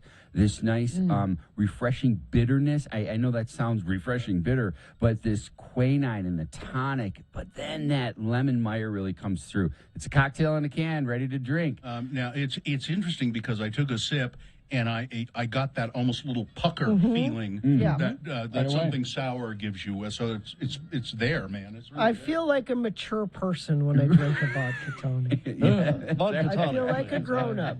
That's why my mom, when I was 10, she started started me out on Time to grow up now. Well, now let's go a little younger because this is a fruity raspberry lemonade. Yeah, that raspberry lemonade. So you got a lot of flavor coming through. All these are carbonated beverages. Again, this is a 10% using Sugar House vodka in this. Beautiful corn and rye-based and wheat-based vodka really comes through. It's all distilled right here in Utah, and that's what I love about it. This is a local product. Natural ingredients going into this, natural flavorings. You don't have that corn syrup-based flavoring. Yeah. It's as natural as you can get. They do a really good job over there at Sugar House. It's quite fragrant. Yeah, I like that very smell. aromatic. That one's very fragrant. No, absolutely. And these are best ice cold, over ice, perfect. All right, let's go with the raspberry whiskey sour. So whiskey sours, this is their rye-based whiskey. When you make a traditional whiskey sour, it's a combination of your whiskey, your lemon juice, little bit of simple syrup, shook, and you can strain that over ice. Shook. Yeah, it's a technical term.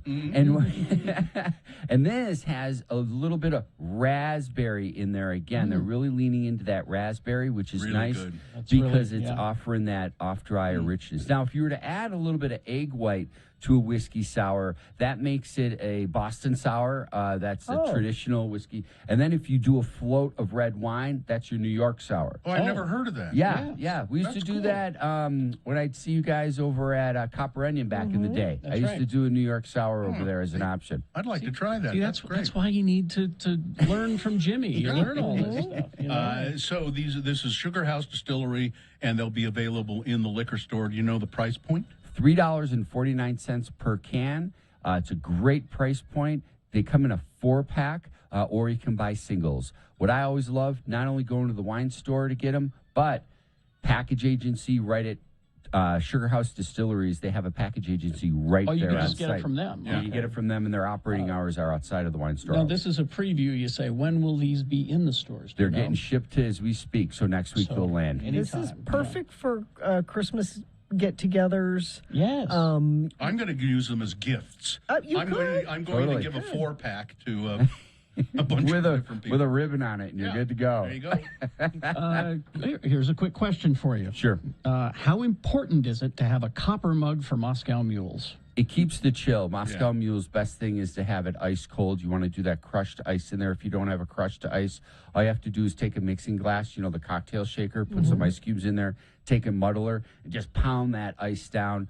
Invert that crushed ice over to your glass, and you're good to go. You know what I have, Jimmy, and I think you can get them at Boostique. I think it's called a Lewis bag. Yeah. It's a little canvas bag, and you put ice cubes in it, and then you have a wooden mallet, and you just crush them. Yeah, that's right. We did that, and for a cocktail competition, I did crushed ice. It was the Peach Smash, and we went through 3 Lewis bags.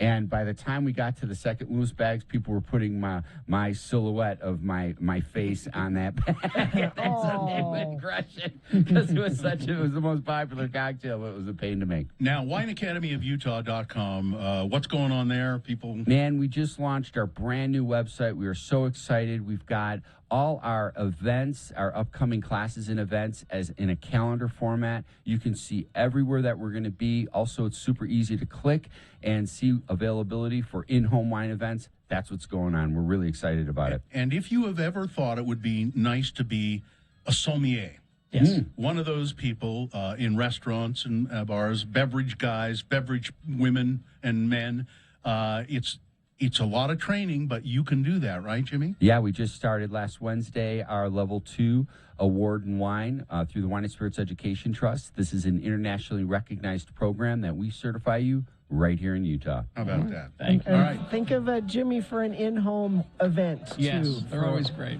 WineAcademyofUtah.com. Jimmy Santangelo, always a pleasure. Thanks, guys. Have another drink and you feel all right. Have another drink, it'll make you feel better. Traffic, Gina, please. Yeah, things are moving well. I don't have any new accidents to tell you about. And let me check our message stream, see if anybody has texted in any traffic. No, so I think things are moving well. If you see something not moving well, though, you could let us know, 33986. All right, thank you very much. All right, here we go. Boners round 2. These are the candidates you will be considering. Boner candidate number 1. Well, hell, now we're going to have to cut the other one off. Boner candidate number 2, if Big Snake says jump, I say how high. And boner candidate number 3, it was a very realistic arm. All right. We got boners round 2, big boy news, all coming up after these. Stand by. Let me see. I want to make sure you get this. This is a message from the State of Utah COVID Task Force. Yeah, coronavirus.utah.com. Gina, I know you spend the most time on that website. You know, I do, because I can get a lot of my questions answered there. And it's understandable that you have a lot of questions. Like when I got my kids vaccinated, which I did the minute I could, and even younger kids can get it now, 5 to 11 can get it. There's a whole section of frequently asked questions there. I understand if you're feeling a little apprehensive. Maybe you're pregnant and apprehensive about that. There are questions there that can be answered and let you know, assuage your fears a little bit there. Don't forget about getting boosted. You need your booster. Yes. You need your as Dr. Fauci calls it, a booster. Booster. So anyone 18 or older who received their Pfizer or Moderna vaccine at least 6 months ago, or their Johnson & Johnson vaccine at least 2 months ago, is eligible for a booster, and it's recommended. Coronavirus.utah.gov. Did you miss the Radio from Hell show this morning?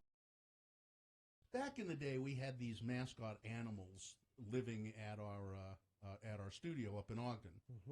We had Farnsworth, the cat, and Farnsworth just had the run of the place, and there were a lot of mice in the building, so he kept the mice down. And Farnsworth was he was really a great cat for the most part. He was almost jet black. Had a broken tail. Yeah. Oh, that's right. He had a crooked tail. Yep. And Farnsworth went missing once around Halloween. And Very nervous. And our owner was certain that the Satanists had got him. Well, sure. You know what? The Satanists have got him. We got to make sure next year we keep him in if we find him. He did turn up, but he was fine.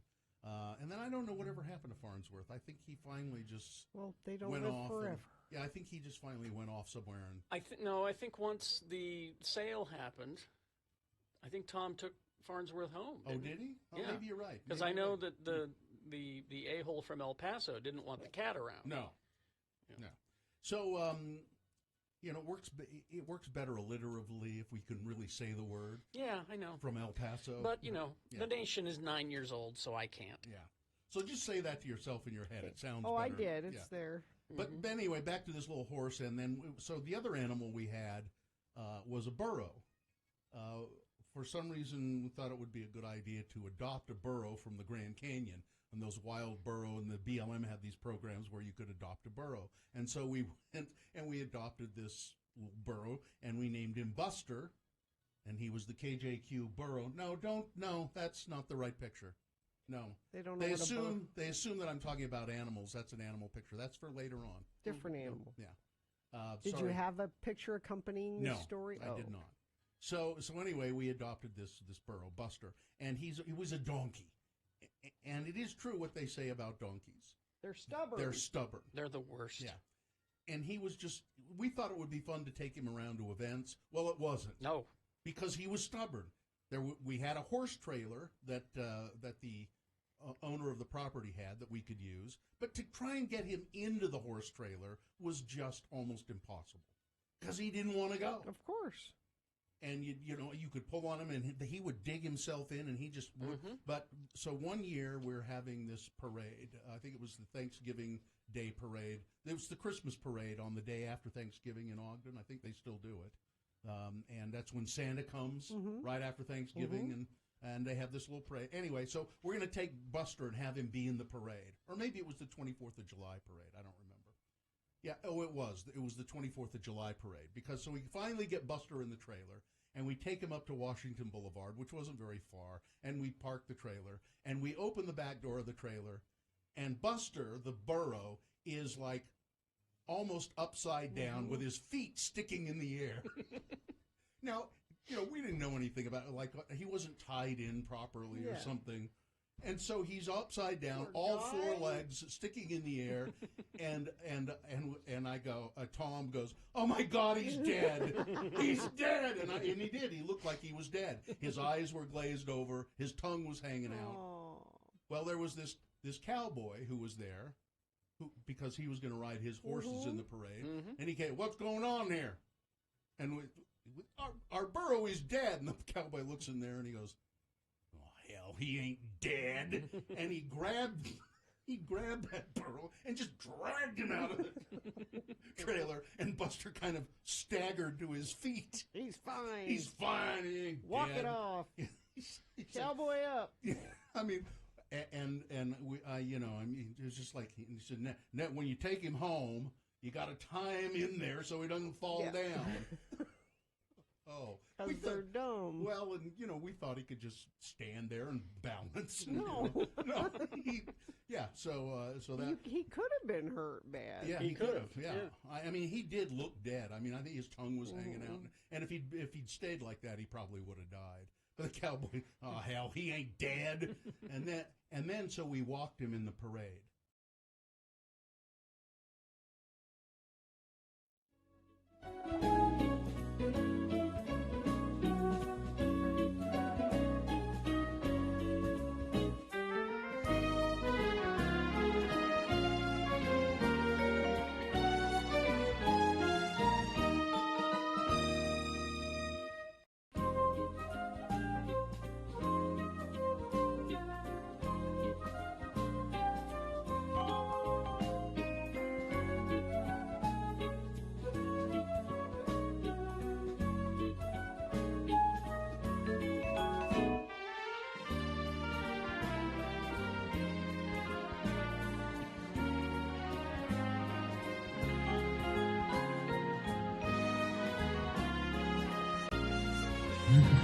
All right, it is 8:20 right now, and it is time for round 2 of your boners. 3 new stories now. These are examples of bad, stupid, or funny human behavior. You will decide with your vote of these 3 candidates which one is the worst, which one should go forward to boner fight and possibly become boner of the day. Right? Winning here does not make it boner of the day. Don't get confused. This is round 2. This will send it forward to Boner Dome, where it will face off against round 1's winner. Okay? So boner of the day will happen at 9:20. That's when you'll vote for it. Right now, it's round 2. Send one of these 3 forward. 2 candidates now. A third after the news. Once you have heard all 3, you will vote, and one of you lucky random boner voters will receive tickets to see the legendary Foo Fighters coming to Salt Lake City Monday, August 8th at USANA Amphitheater. Here's boner candidate number 1. Well, hell! Now we're going to have to cut the other one off. A surgeon in Austria. Austrian surgeon? He's an Austrian surgeon. No. I had an Austrian professor in graduate school. He was a visiting professor. I'm diverting the story here. I'll complete here. He was he's supposedly an expert in comedy, and he came and taught a term about comedy. Well, he was anything but funny, and he would read stories to us, jokes. It was a long joke. He'd tell a long joke, and then the punchline of the joke was it was the menu for the Last Supper, and we'd all just sit there, and he'd look up, and he had a glass eye. Yes, that's the funniest part of this. And he'd look up and say, "Now, why is this story funny?" And we'd all go, "We have no idea," because it wasn't. Anyway, sorry. Austria. Why is this story funny? Why is this story funny? Anyway, where were we? And then periodically he'd take a handkerchief and clean off his glass eye. Yes. A surgeon in Austria. The boner candidate is, well, hell, now we're going to have to cut the other one off. All right. A surgeon in Austria removed the wrong leg from an elderly patient. That's not funny. Earlier this year, in what the hospital called a tragic mistake. The surgeon has been fined $3,000, and half of that was suspended. A court found the 43-year-old surgeon guilty of gross negligence. She told the court, it's like a woman surgeon, she told the court that there had been a problem with the chain of command in the operating theater, and she just didn't know why she had marked the 82-year-old's right leg for amputation instead of the left one. Hospital officials said the man was asked to confirm which leg had to be removed, but illness had limited his ability to speak. So she cut off the wrong leg. That's why, if you're going to get something amputated, before you go to the hospital, you make a mark on your body. Say, this is the one right here. But hell, now we're going to have to cut the other leg off. Boner candidate number one. Andrew in the chat room. I had a friend who had surgery on her right foot. She wrote, "Wrong foot on her left, just in case." Here's boner candidate number two. You know, if Big Snake says jump, I say how high. A Louisiana man was busted for trying to enter a neighbor's apartment at 2 o'clock in the morning. He said that when he was arrested, the police said, well, why did you try to break into your neighbor's apartment at 2 o'clock in the morning? What were you doing? And he said, a big snake told me I should open the victim's door and go inside. Well, you got to listen to the big snake. That's right. Jesse Terry, 52, was reportedly told arresting officers that he also had smoked some crack within the last hour. But that had nothing to do with it. No, it was the snake. No, when Big Snake says jump, I say how high. Blame the snake. Boner candidate number two. All right. Coming up in a moment, boner candidate number three. It was a very realistic arm. All right, boner candidate number 3 for round 2 coming up after this. Big Boy News and Opinnuendo brought to you by. Give your loved ones smart gifts this holiday. Visit the Planet Fun Store at Clark Planetarium for science-themed toys and gifts for all ages. Enjoy 3 floors of free exhibits or take in a show while you're there. Open 7 days a week at the Gateway. Plan your visit at clarkplanetarium.org. Carrie, I'm assuming you saw this story about J.K. Simmons. Yes. Have you... J.K. Simmons. Have you heard this story before? Yeah, I have. It's true. It's bizarre. Yes. J.K. Simmons said he learned that he had landed the role of J. Jonah Jameson in Sam Raimi's Spider-Man trilogy from a chance encounter with a fan. Simmons first appeared as the Daily Bugle's editor-in-chief in 2002, opposite Tobey Maguire's Peter Parker. From Willem Dafoe as the Green Goblin and Kirsten Dunst as Mary Jane Watson to Maguire and Simmons.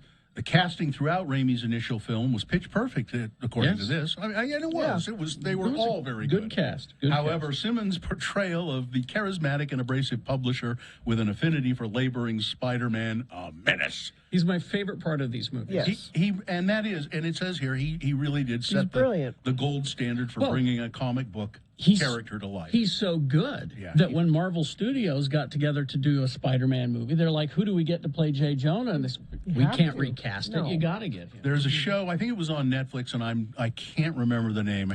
Jeannie, you could probably find it, where J.K. Simmons plays two roles. He plays himself, and then he plays kind of like the evil opposite of himself. and it's kind of a science fiction thing, and they didn't renew it, but it was really good, and he was just brilliant. Being Counterpart. Is that what it's called? And it takes place in Berlin, I think, during the Cold War. It's just, if you can look it up and watch some of it, it's really pretty good, and he's just great. Simmons, of course, recognized for his small screen work in HBO's. Oh, I'd never watched Oz. And then I thought, I like J.K. Simmons so much, I'm going to go watch Oz, the HBO prison show that was on so many years ago. And I couldn't. Yeah, I couldn't. It's hard to watch. Yeah, I couldn't. But he's such a good bad guy. Yeah, he's really good. And then one other quick. Well, you didn't finish the story though. It just said he heard it from a fan. He was walking through an office, and some guy wheeled out of his cubicle. Oh, he says, "Hey, J.K. Simmons, congratulations!" He goes, "Congratulations on what?" You're Jay Jonah. Really? He says, "Oh, really? Thank you." And then 3 hours later, his agent called and said, "Guess what? You're Jay Jonah." I know. Clients, they can't wait. They're about to. Mr. Jameson, it's like this. We double booked page 6. See, so both Macy's and Conaway's both have 3/4 the same. We sold out 4 printings. Sold out? Every copy. Tomorrow morning, Spider-Man, page 1 with a decent picture this time. Move Conway to page 7. There's a problem with page 7. I make it page 8 and give him 10% off. I make it 5%. That can't be done. Get out of here. And he's great in that Joel and Ethan Coen movie. It's the where it's not a very good movie, but he's in love with Mountain Girl. But he was good at that. But yeah, he said the only prep he did was he read Spider-Man comics. And that's exactly what Jay Jonah is in the Spider-Man comics. Yeah, I mean, I've read a few Spider-Man comics in my day, and he was great. He was just right. Let's see now. Let's move on to some other items here. This is from the New York Times this morning. A new generation of COVID-19 treatments will soon be available. Ooh, and they matter more than many people realize. They have the potential to substantially reduce hospitalization and death, and they are likely to be effective against the Omicron variant, many scientists believe, even if Omicron makes the COVID vaccines weaker at preventing infections. As Dr. Monica Gandhi of the University of California, San Francisco said, the treatments are a huge deal. In the simplest terms, they can help turn COVID into a more ordinary respiratory disease, similar to the common cold or flu, rather than one that's killing about 1,000 Americans a day and dominating daily life for millions. 2 treatments are on the way. There's one from Pfizer and one from Merck. And they will both have both medical and psychological benefits. Psychological benefits in that we will... If they prove efficacious, and I think they will, that we will all start going, starting to breathe a sigh of relief. Yeah. Thank God. Not only can they reduce serious COVID illness, but they can also reduce COVID fears. But what they and help society move back to normalcy, lessening the pandemic's huge social and economic side effects. But you shouldn't take this news as, well, I don't need to get a vaccine because there's a treatment now. Well, and the vaccine is still the best way to protect yourself. And we do have Dr. Angela Dunn coming up in our next break. And the vaccine will still be the best way to protect yourself, even with these available, because hopefully you don't get COVID. Well, you haven't heard about the magic dirt yet, have you? The what? This is real. This is real. No, this is not ivermectin. Look up Boo Magic Dirt. Boo? B-O-O. This is the new thing that the conspiracy nuts are saying is going to cure your kids. Yeah. What? Yeah, it's dirt from a landfill, and they're bathing in it, and they're eating it, and because because Facebook told them to. Why is all of this more easy to believe than scientists say you should get a vaccine? Oh, because Fauci's trying to kill you, Gina. Why would he do that? Because you know what? So what happens? As best I can figure, and there are people who could explain it better than I. When there is something serious facing society, when it's a cataclysmic event, the assassination of a president, 9/11. Illness, pandemic. Mm-hmm. It's so overwhelming to people, and it just overwhelms them. You just can't believe that this is really happening. So you find some fantastical way to explain it away. Yeah, I can't believe that President Kennedy was assassinated by one guy in Dallas. It's not believable. There had to be a conspiracy. There had to be. The idea that a coordinated effort to get 3 planes, 2 to fly into the Trade Center, one, the idea that could be coordinated is just so frightening to people that they can't wrap their heads around it. Or that there were explosive devices planted in the Twin Towers. That's where they go, because they're frightened. And frightened, and because it's just such an overwhelming event. Yeah. It scares people. Anyway. Both Pfizer and Merck's treatments are pill regimens that people would take for 5 days after a positive COVID test. The pills will prevent, or hopefully will prevent, the virus from replicating inside the body and are broadly similar to treatments that revolutionized HIV care in the 1990s. So that's good. A bit of good news for you. But again, they're not saying don't get vaccinated. They're saying, please get vaccinated. If you do, because there are breakthrough infections. If you do get COVID, this will help. So there's an article in the Salt Lake Tribune this morning, and it says 10 specific ways that Utah can improve its ranking as the worst state for women's equality. Bad headline. 10 specific ways. All right. That headline leads me to believe we're going to strive to be the worst. We already are. Yeah. According to a recent, I think it's one of those Wallet Hub surveys, and they base it on they take a bunch of criteria and then they do questionnaires, and they say, well, Utah's not the greatest place in the world for women's equality. So, but the 10 changes that researchers say Utah should make to make that go away. Tell me if you think any of these are doable. Okay. Elect a woman to one of Utah's 2 U.S. Senate seats. Won't happen. Send two Utah women to the U.S. House of Representatives. I'd love that, but... Elect another woman to a statewide executive office. I'd love that. But... Add 780 women to executive positions within state government.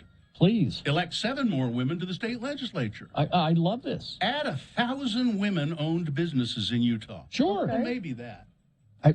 All of these, I'd love to see all of these things happen, but it's just not going to happen. Narrow the gender pay gap, increase the percentage of Utah women completing graduate degree programs, reduce the disparity of Utah women who feel they cannot afford to go to a doctor by 50%. So, and shrink the disparity in math scores by 1 point. That seems doable. Well, I'd love to see all of those things happen, but I'm not going to get my hopes up anymore. There are a couple of women running against Mike Lee. Yep. Yeah. Well, maybe they'll both get elected. White House Chief of Staff Mark Meadows, his new cooperation with the January 6th House Select Committee could give investigators a valuable window into how former President Trump and his allies tried to enlist government officials to pursue baseless election conspiracy theories. According to multiple sources, Meadows went to the Justice Department and tried to get them to investigate baseless theories espoused by Rudy Giuliani, Mike Flynn, Sidney Powell. And there are other things that Meadows did to further the Trump agenda. Is he the guy who says he's just going to take the 5th? Well, I don't know as he said that yet. He probably will, but he's... That's the story going around. Yeah, I'm sure he probably will. He's also the one who said, Trump had COVID when he was at the debate. Well, and I'd just like to say, have you hear this about the 5th Amendment. Taking the 5th Amendment, taking the 5th, so they're not prosecuted. I think it's disgraceful. There you go. All right. All right. And Sunday, by the way, we won't be here, but it's December 5th. Yes. And that's the day that Utah voted to repeal prohibition. Oh, we'll have a drink on Sunday. Yeah. Sports, weather, traffic. Kind of surprising news. Yesterday, Bronco Mendenhall, of course, former BYU coach and Until yesterday, Virginia Cavaliers head coach announced that he was going to step away from that program. Now, he's kind of being vague about why. There's speculation that maybe he's going to be a mission president. Now, did somebody speculate that other than me? Other than us? Yes, I've seen that other places as well. Because that was my thought. And he said he's not done with coaching. He'll return at some point, which makes it seem like, okay, you go be a mission president for a few years, and then you come back to coaching. Usually it's 3, I think. In the NFL last night, the Dallas Cowboys beat the New Orleans Saints 27-17. And lots of important Oregon-Utah-related sports happening this weekend. Of course, tonight, 6 o'clock, it's the Oregon Ducks and the Utes in the Pac-12 Championship. The winner of that will be at the Rose Bowl. And then also, Oregon-related, Real Salt Lake is in Portland tomorrow for their conference finals. That game at 4:30. Is that you game here or in Oregon? It's in Vegas. Vegas. Oh, yeah. Okay. All right. Cool. I know. I had a lot of people asking me, are you going to go to Vegas to the game? That would have been fun. That would have been. I will be watching it from home. So weather, not good. Nope. And in that it's just inversion-y for the next few days still, and unseasonably warm for December. 55 for high today, 56 tomorrow. Next chance of breaking things up looks like Sunday night into Monday. There's a 50% chance of rain mixed with snow, and there's going to be a high of 45, which means down here in the valley, most likely rain. But we'll get some snow in the mountains, which we desperately need. Traffic, let me refresh this and make sure there's no new incidents you need to know about. We've got one out by Saltaire, crash westbound I-80. Milepost 107, it's off to the right shoulder. Crash southbound I-215 west at North Temple, that is also on the right shoulder. Crash northbound I-15 Hillfield Road, milepost 331, up in Davis County. And looks like that's it. Are you searching for Pokemon? Locally owned Haster Games has the best selection of Pokemon, Dungeons & Dragons, Magic, and more. Shop online at hastergames.com or visit the store, 6831 South State. Curbside service is available. My voice is slowly leaving. All right, here's boner candidate number 3. Well, it was a very realistic arm. An Italian man is facing charges of fraud after turning up for his COVID-19 vaccine wearing a fake arm. So determined was he to dodge the jab, but still obtain a health pass, the anti-vaxxer may have paid hundreds of euros for his silicone arm. The bizarre episode at a vaccine hub in Biella, a town close to Turin, you know where that is, Gina, right? In the northern Piedmont region, of course, came a week after Italy announced measures barring unvaccinated people from a host of social, cultural, and sporting activities. They've just said, if you aren't vaccinated, you pretty much should just stay out of the society. After completing the bureaucratic formalities, including signing a consent form in front of a doctor, the man sat down, lifted up the sleeve of his shirt as he prepared for a health worker to administer the shot. Initially, the health worker didn't notice anything odd, as the silicone arm looked similar to skin. But after taking a closer look and then touching the arm, the medic said, "Would you please take your shirt off, senor?" His plan foiled. The man, who has not been named, tried to persuade the health worker to turn a blind eye and give him the shot anyway. Boner candidate number 3. It was a very realistic arm. Let's review the first 2 and vote. Boner candidate number 1. Well, hell, now we're going to have to cut the other one off. A surgeon in Austria fined only $3,000, half of which was forgiven, apparently, for amputating a patient's wrong leg. Boner candidate number 2. When Big Snake says jump, I say how high. A Louisiana man breaking into a neighbor's home at 2 o'clock in the morning. He says, a big snake told me to do it, and I was smoking some crack. And boner candidate number 3, it was a very realistic arm. Okay. You've got to decide of these 3 candidates, which one is the worst. Which one deserves to go forward to Boner Fight, possibly becoming Boner of the Day? Winning here ensures it goes up against the winner of round 1's voting. We did that an hour ago. Don't worry about that. Right now, concentrate on this, round 2. Send one of these 3 forward to Boner Fight to get their chance to become Boner of the Day. Boner Fight happens at 9:20. Stand by for that. 1, 2, or 3, remember your candidate number, the one that you think should win. Put that single digit in the message of a text, and then text that to 33986. Or you can go online, x96.com, look for the box that says Boner Voting, December 3, 2021. Vote there. You could try calling. If it's busy, try again, 877-602-9696. All right. Katie will take your voice vote in the producer's booth. You've only got 4 minutes, and this is round 2. Let's go. When Radio from Hell...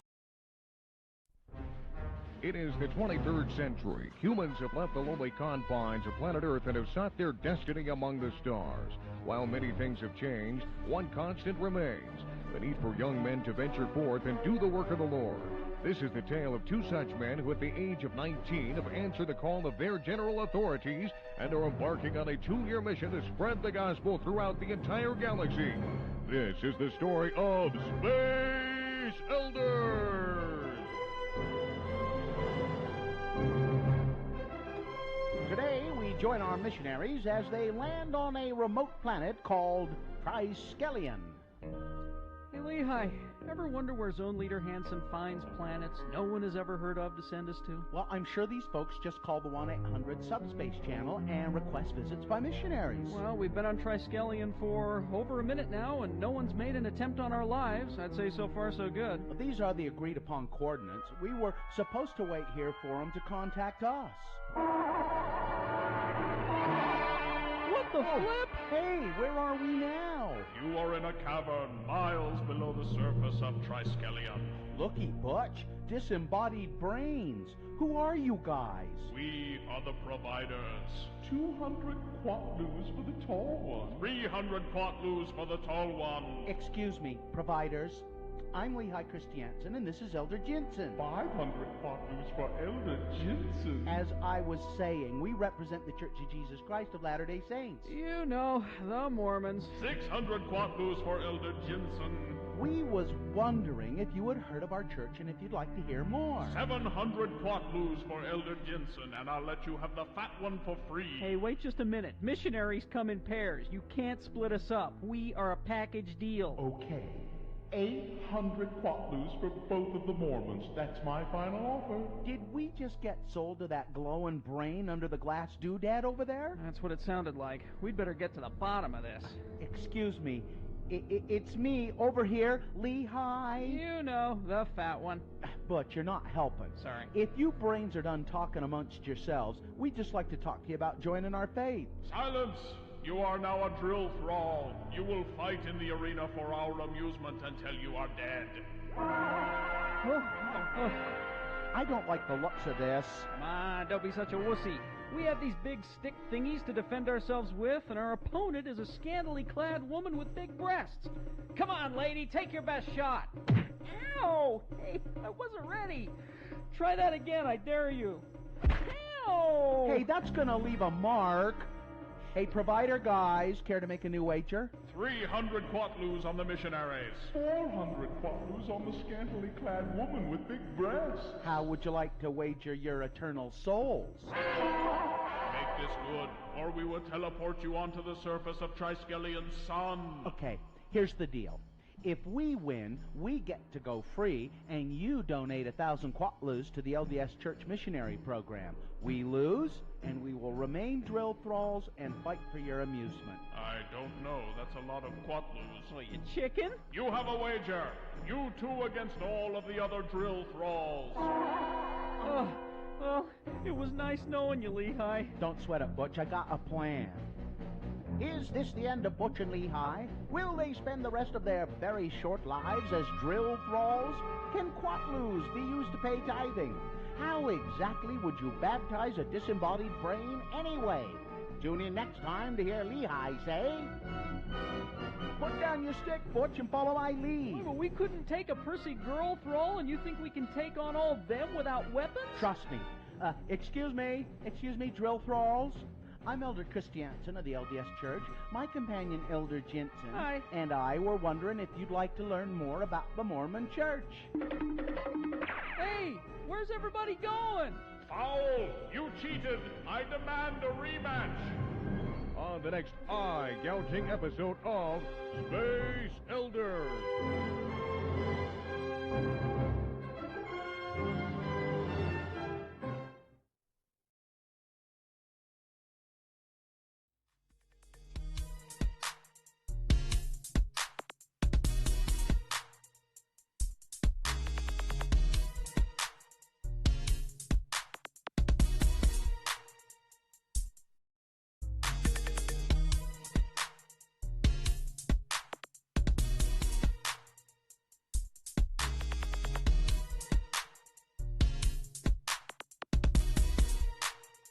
Okay, it's 8:47. Let's award round 2 of your boners.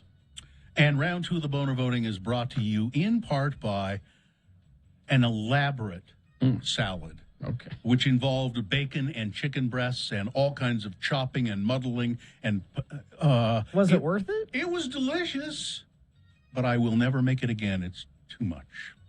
And Gracie's open daily for lunch and dinner with brunch, weekends till 3 p.m. Enjoy their heated patio, live music 4 nights a week, or watch your favorite sports.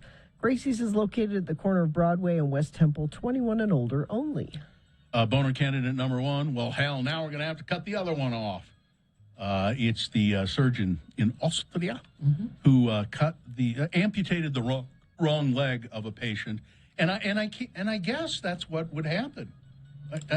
The other leg, the bad leg still has to come off. Yeah, guy's going to be left with no legs. Yeah. Boner candidate number 2. Well, if Big Snake says jump, I say how high. Guy broke into a neighbor's apartment. He told the police that a big snake told him to do it. And that he had been. I was smoking crack with the snake about an hour ago. And boner candidate number 3. It was a very realistic arm. It was a man in Italy who tried to dodge the COVID vaccine by wearing a fake arm.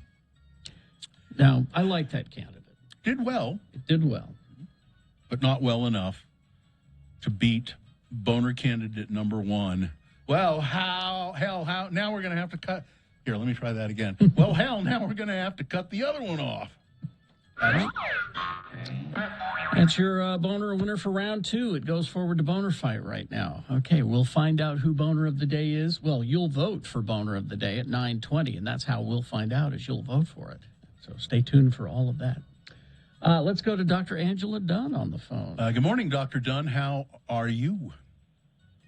Good morning, guys. I'm doing all right this morning. Everybody in your family okay and just getting along and safe and sound, I hope? You know, that is true, but for the first time in the entire pandemic, I have a family member under quarantine. Literally the first time anybody's been exposed, and it's my 5-year-old who just got his second dose over the weekend, so he's partially immune, but still under quarantine. But lucky that we've only had to do it now for the first time, right? 2 years into this. Yeah, I keep holding my breath. So what does that look like, Dr. Dunn? Now, I think people are a little confused about what does a quarantine mean? Does the whole family have to do it, or just your 5-year-old? What does that look like? Yeah, so the rest of my family is fully vaccinated and boosted, at least the adults are. And so we're just keeping the 5-year-old at home away from other people. You know, he didn't go to a swim class last night. He's definitely not going to school, and we're not going to a family dinner we had planned on Sunday night with another family. So, you know, when it's a 5-year-old, it kind of means like the whole family's quarantined, unfortunately. But we're really focusing on him. Is he okay? I mean, what, are his symptoms bad, or are they just kind of mild, or No, what? he was just exposed. Oh, just exposed. Yeah. I see. Okay. So hopefully you'll it'll get by without having COVID. Dr. Dunn, I know Gina had some questions we were talking about early on, and I'll let her get to that. But I did want to ask you quickly about, I was reading this story in the New York Times today, what you know, if anything, about the pills that Pfizer and Merck are coming up with to treat COVID. Yeah, so Merck got FDA, that emergency use authorization approval that we're used to with the vaccines, this week, and all of the antiviral medications will be filtered through the Utah Department of Health. So the feds are distributing it to the states. This pill is proven to prevent severe disease. So again, it's kind of like the monoclonal antibodies where you have to get it really quickly within 5 days of testing positive or having symptoms for it to be effective. But as a state, we're not going to have this ubiquitous, access to these pills initially. As a state, we're only getting 800 treatment regimens. So the state is going to make sure that those who are most likely to have severe disease are going to have access to it. But hopefully it'll become kind of more easily to get for everybody. But initially it'll be really targeted to the most vulnerable population. And it doesn't mean that you shouldn't get that. You should still get your vaccinations, and as Dr. Fauci says, a booster. Booster. Yeah. Absolutely. The number one way to protect all of us as individuals and as a community from the current strains, from new strains, from any variants is definitely to go ahead and get vaccinated and boosted for sure. Gina, what was on your mind? Well, just speaking of being boosted, is there any idea when kids will be eligible for the booster? Yeah, so I heard in the news earlier this week that Moderna and Pfizer are seeking, they're going to be seeking FDA approval for 16 and 17-year-olds to get boosters. So they're going to slowly be working their way down the age range for this. The good news is, though, it seems like kids are maintaining immunity longer than adults, which is what we would expect because they're overall healthier and stronger with their immune system anyhow. I know, but it's a good thing. It's a good thing. It is. We've had a couple stories in the news recently, unfortunately, about pregnant women or nursing mothers that have gotten ill with COVID because they were avoiding getting the vaccine because they thought they couldn't get it while they were pregnant or breastfeeding. Can you speak to that a little bit? It's actually a really good idea to get vaccinated when you're pregnant or breastfeeding because you'll give some of your immunity to your infant, and that's very exciting. So, our littlest human beings cannot get vaccinated yet, but if their mom is getting vaccinated when they're pregnant or breastfeeding, the child will have some protection. So we really encourage new moms and pregnant moms to get vaccinated. Did you hear this story today? Our producer, Katie, is just thrilled with this. People with allergic conditions are less likely to catch COVID. Now that's a British study, Dr. Dunn. I don't know if that affects your British scientists, they're a little, I'll trust our British colleagues, and I hadn't heard that, but that's really fascinating. I'll look into it. Katie's on top of it this morning. Let's forward it to you. Yeah, people with hay fever, eczema, rhinitis may be at a lower risk of catching COVID-19, according to a study out of Britain. I think that's just incredible. Fascinating. Yeah. So I wish my allergies would. I used to have allergies, and they've pretty well gone away. So, do you have any comment on the President Biden tried to lay out some guidelines? I think it was yesterday for the how to protect yourself against COVID-19 during the winter months. Yeah, definitely. I mean, he laid out a plan that, we as a state and Salt Lake County are already following, making sure that everybody who's eligible for a booster is getting it, making sure our 5 to 17-year-olds are getting their full series, avoiding indoor gatherings and wearing masks when you're in public and indoor settings. This is back to the basics of what we know on how to prevent the spread of COVID. The other piece, though, is ensuring that people have access to home testing. And I think this is, a real benefit this winter that we didn't have last winter, where individuals can go to a pharmacy and purchase a home test. But now President Biden is requiring those who are insured to have their health insurance pay for it. Yes. So if you're feeling, a little sniffle or you're about to go, to a family dinner, you can test yourself before you go and have that extra layer of certainty. Yeah.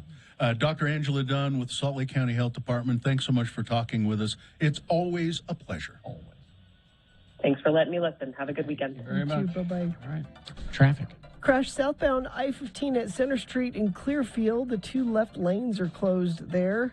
Also, crash out by Saltair, westbound I-80, milepost 107. That's off to the right shoulder. And a crash southbound I-215 west at North Temple, milepost 22. Right shoulder being affected there also. If you see something, you can text it to us, 33986. All right. We forgot to ask Dr. Dunn if she picked up our award at the party last night. I wonder if she went because of her kiddo being... Then there's probably that. Okay. Well, forgot to ask. Sorry.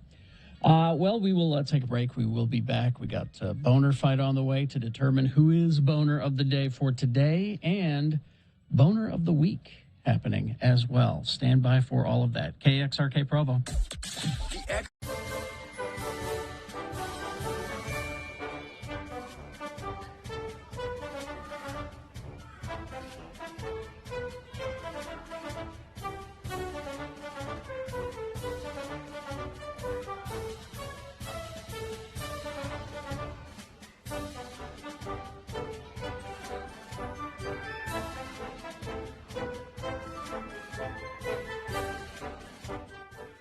I don't know if you want to know what I've been thinking lately. What? Wade, our attorney friend Wade was in here the other day. Wade Taylor? Wade Taylor. And he brought something for Carrie, and then he brought a gift for me and a gift for Gina. And it was our end-of-life directive papers. And which I don't think I even asked him for, but he thought he was, he thought it would be. It's something people don't think to do, but they should do. And so I was filling those out, and they're kind of, and it just says, it's basically, what are your wishes? Here's what I want you to do if I'm on my deathbed. Mm-hmm.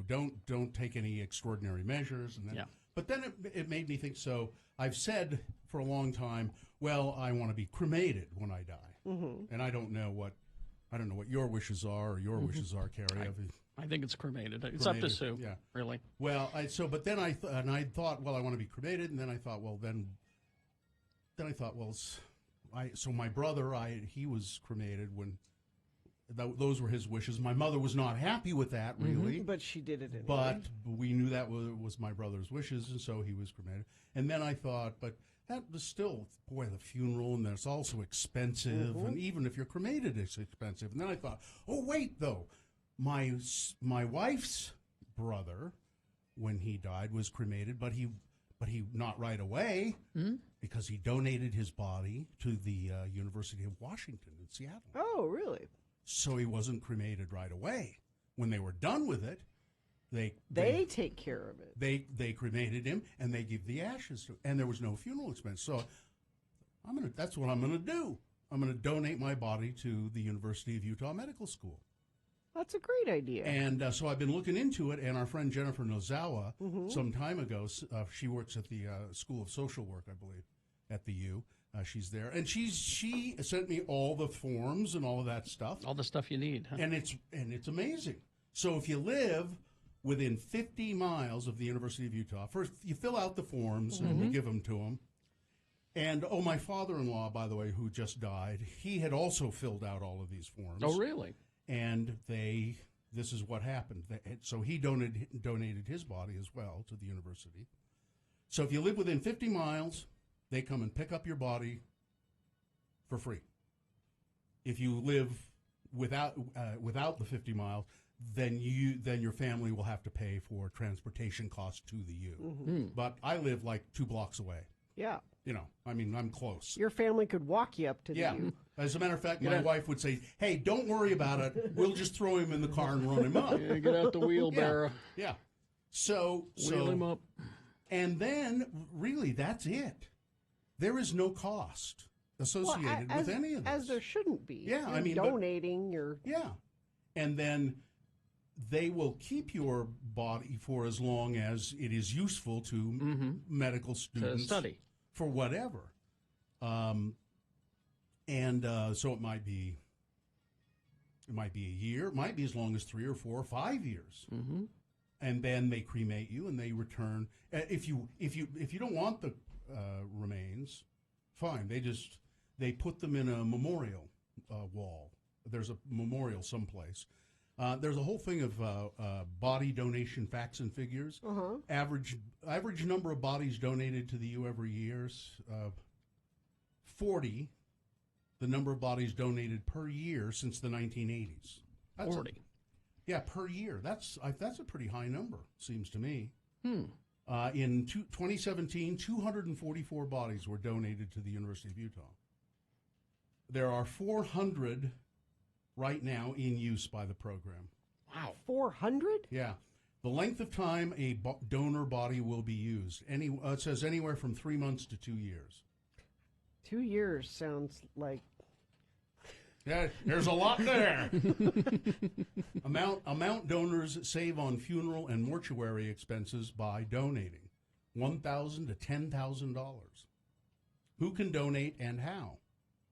The U accepts a wide range of bodies from throughout the Intermountain West. The donor or their surviving family must fill out a bequeathal form and return it to the U. Who can't donate?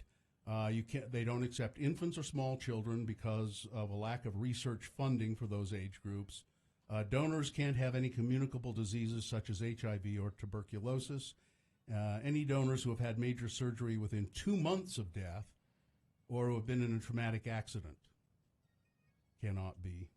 Yeah, things have to be mostly intact. Yeah, but my father-in-law was really very old.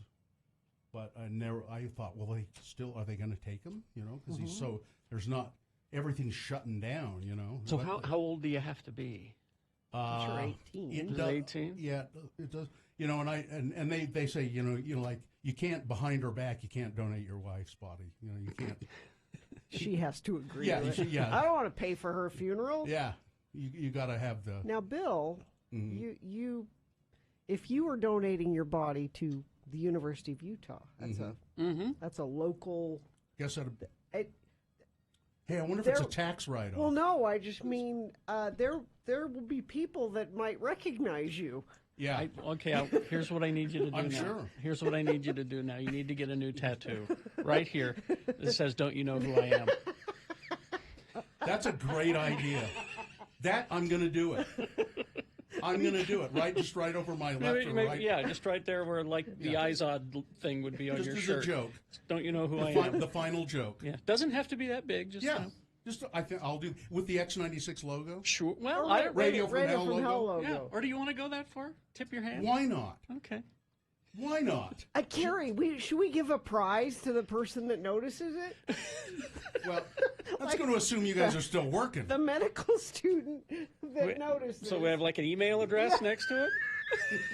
That says, to claim your prize. To claim your prize. Yes. Yeah. I mean, why not? So let's not have the logo on there. It should just say, "Don't you know who I am?" to claim your prize. Email. And then we'll get a Gmail account or something. Yeah. Now let me check. I don't want this to queer the deal. I want to check, to make sure that this little inside joke isn't, it should be, "Don't you know who I was?" No. Well, yeah. Well, no, you could still am. Am still quote. Works. Yeah. Yeah. Just the quote, "as he was in life." That's my ex-wife always said she couldn't stand the thought of donating her body to science because she couldn't stand the thought of these medical students, looking at her and making jokes and like taking her hand and going, hi. How's your hearty handshake now, Bill? Yeah, that kind of stuff. No, I said, what do you care? You're dead. Yeah. Take whatever you need of me. Mm-hmm. I have no need of it anymore. Well, do you have any thought of doing that? My thing has always been whatever my kids want to do with me is fine. I don't care. Mm-hmm. It's up to them. But you have to you should make your wishes known so they don't have to struggle over it. I know, yeah. So you should put that in writing. Because, I really don't. I mean, I don't want them to argue about it. Because one of them might have one idea, and the other one have another idea. So, no, I think Mom would want this. No, but I think we should do this. You should say what you want. That's true. Because what I want, I don't care, but maybe in the interest of not having a fight after I'm gone, You should say, please take my ashes to a Robert Plant concert.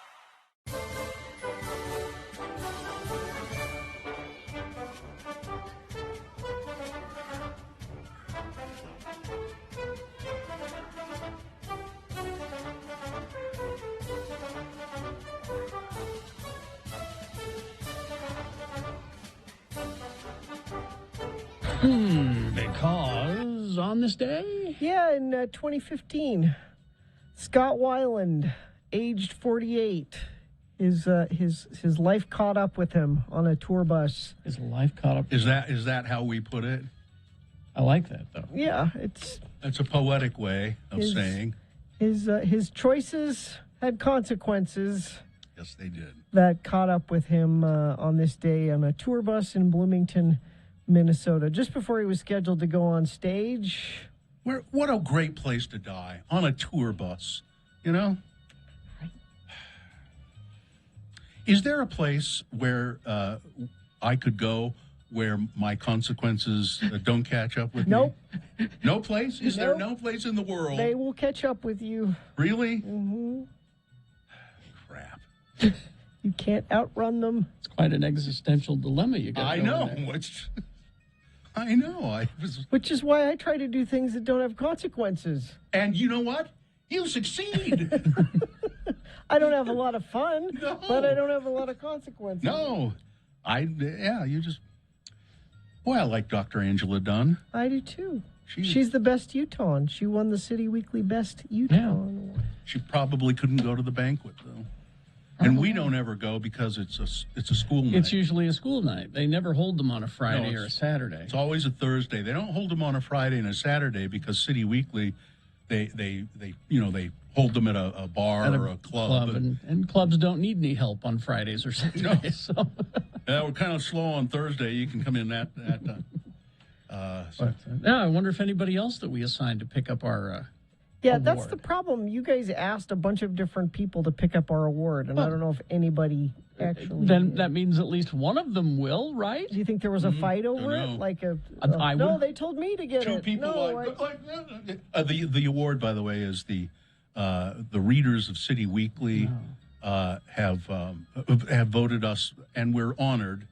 Yes, we really are. Thank you. Once again for as best morning show. Yeah, noted liberal. Yes. Divisive. Oh, best liberal morning show. Yeah, noted, put that in there. The morning show most likely to bum you out. The readers of City Weekly, they're a bunch of liberals. There. Oh, is that it? Yeah. Okay, so that's why we. If it had been in like a moderate paper, a conservative paper, not so much. A moderate paper. I don't think we have one of those here, but. Utah Business Weekly. Is it a moderate? I don't know. I would think it leans right. How about anyway. Oh, I know. The improvement era. No, that would be conservative. Ensign? And conservative. Tom says the awards weren't ready unless you pre-ordered it this year. Oh. Now be careful, award winners. That you'll start getting emails from a company that says you have to buy the award from them. Well, what they do is if you want a sign to put plaque in your and sign. And I mean, it's legit, and some people do it. City Weekly provides that. They give you the plaque. No, but if you want like a sign to hang, like a big one to hang in your window that says voted best hamburger, and that's different. I'm going to campaign for that next year. I want to be voted the best hamburger. Bill Allred, the state's best burger. Best hamburger, Bill Allred. Thank you very much. Oh, Lord. I don't know what's on your mind. You okay? Yeah. I mean, I'm okay. I'm ready for it to be the weekend. What are you doing this weekend? You asked us what we were doing. I don't know what you're doing. I don't think I'm doing anything in particular. I'm going to finish up the Beatles Get Back documentary on Disney Plus. Yeah, I got a bunch of TV to catch up on. Isn't it an exciting life? It is. Is your house decorated for Christmas? No, not yet. We're discussing it in a family meeting tonight. Oh, really? Family meeting. I've been sick, and I've had no energy. And the closest I've gotten to decorating for Christmas is I got the tubs out. The tubs are in the middle of the family room. Are you the only one who can do the decorating?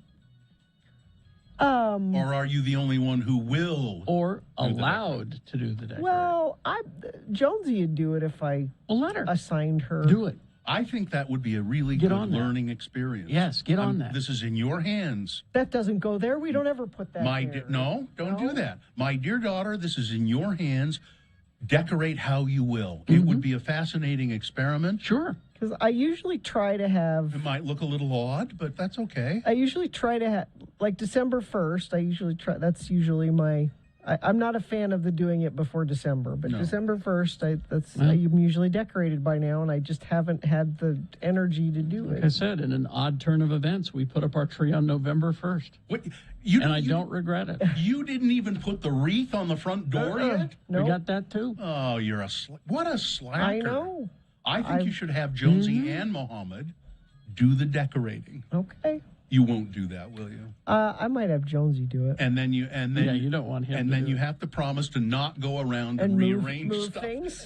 Like this doesn't go there. So I can just see. So Jonesy does it, and Gina sees things out of place. But she waits till Jonesy goes to school or something, and then she goes, "I'm gonna move this." She won't notice, and then she comes home and say, "Hey, She'll that's notice. not where I put Yeah, that." she'll notice. I'd have to leave it. Yeah. Why are the stockings rearranged? Because to be- it's father, Yeah, mother, yes. and then age. Yes, Yeah. they have Carrie, Exactly. you understand. And then the dogs is on the end. Yeah. There's a it's, system. It's chaos in our house then, because I'm on one end of the mantle and Sue's on the other end of the mantle, and then we got our dogs in the middle, and then Artie's stocking in the middle. Your departed art. So it's chaos. We don't have There's not an age range. the age range, husband. If you're wondering who Artie was, he's deceased. He was Carrie's manager. Yes, and he's dead to me. Oh. All right. Oh, you loved that dog. Oh, I loved Artie. Still do. Yeah. Still do. He's my favorite. Well, the other dogs aren't They're listening, listening. are they?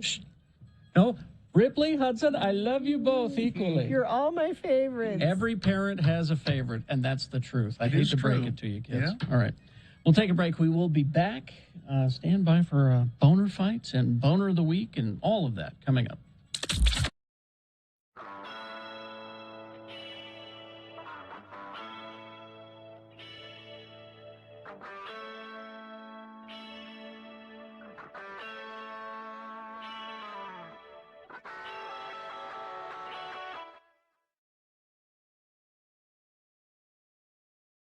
From celebrities to moms right here in Utah, more and more women are consuming their placentas in pill form. Don't do that. Listen, I want you to hear Okay, these. I want you to, okay, wait, don't go on. Even if there's something about eating your placenta, you would have to do it the way your dog does it when she has puppies. Yep. If there's anything to it, drying it out and putting it in a pill kills whatever good thing you think it does. medical expert Gina Barberi, listen to the testimonies of these women, All Gina. right. The placenta, for those of you who don't know, is an organ that grows inside the uterus while a baby is developing. The placenta gives nutrients to the baby, and some believe... Some believe. People are saying, and I'm hearing. Ms. Barberi, not among them. No. But some people are saying, and I'm hearing, and I have the tendency to believe when some people say and I hear, and then I believe, that it is also capable of giving mom key nutrients even after it, that is the placenta, and the baby are delivered. Quote, so what happens is, studies show that about 72 hours after delivery, once the placenta is delivered, hormone levels drop, said Rachel Talley, a midwife, Gina, and herbalist. Are you either of those two things? Wow, a midwife and an herbalist. Are you? I am neither of those. All right. All right, then. Are there any, I want you take out your credentials and show me. Are there any doctors or scientists around? Carrie? Studies, Carrie. Studies? Studies Herbalist, say, herbalist. according to this midwife And a Midwife study and herbalist, a study could be, you know, Okay. I've studied things, and that's a it study. takes 4 to 12 weeks statistically, said an herbalist and midwife, for the body to and the endocrine system to start producing these hormones again. So what we're really doing is natural hormone therapy. After Miranda Hansen delivered her second child, she said she felt the despair of postpartum creeping back in. The first 5 days was like a flashback, she said. But after taking her first placenta pill, she says, so here's evidence right here, Okay. the symptoms softened in just 20 minutes. It was like this fog that was lifted, she said. It was like a breath, like it was totally like, I could just like feel like it was clear. It was Couldn't like possibly amazing. be that you were thinking that would happen, so it happened. Oh my God, you are so negative. Miranda says she bonded with her baby, got back on her feet quicker, and dropped her baby weight faster after taking the pills. Other moms, like Melinda Dratchell, also weighed in. I'm a big fan of Western, like modern medicine, she said. I'm all about the epidural, which I know you are, Gina. Big fan of the epidural. But she said the placenta pills worked for her. It was a little strange at first when I started And talking. they kept the taking them. cougars away, and they kept Rachel Talley midwife and herbalist, charges. What are you charging for this advice, Gina? Huh? It's free. She charges $250. Okay. How much does she charge? What it's worth. And that's what it's worth. How much does she charge? That's what your advice is worth. Because her advice, midwife and herbalist, $250 for her services. She said a placenta typically yields about 200 to 300 pills. Some hospitals won't release the placenta, but if they do, and if it's handled correctly, the health department said they don't see a risk in consuming your own placenta, but they do caution folks not to share their placenta with somebody else. Please let me have some of your placenta. No. Come on. No, don't share. No placenta sharing out there, okay? Rachel Talley, midwife, herbalist, and placenta encapsulator. And making money off of it. She is. Wait, that couldn't possibly have anything to do. She is a placenta encapsulator as well. Okay. A placebo encapsulator. Yeah.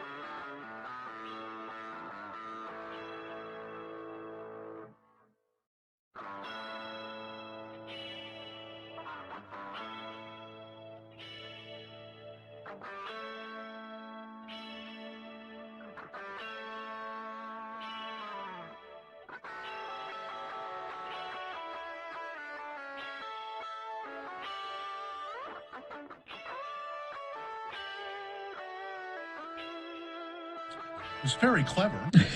Is that now? Good job, women. Will Forte High School. So is that in fact? He said he's going to start his own. High Okay, school. that was in fact Will Forte singing. Mm-hmm. Okay.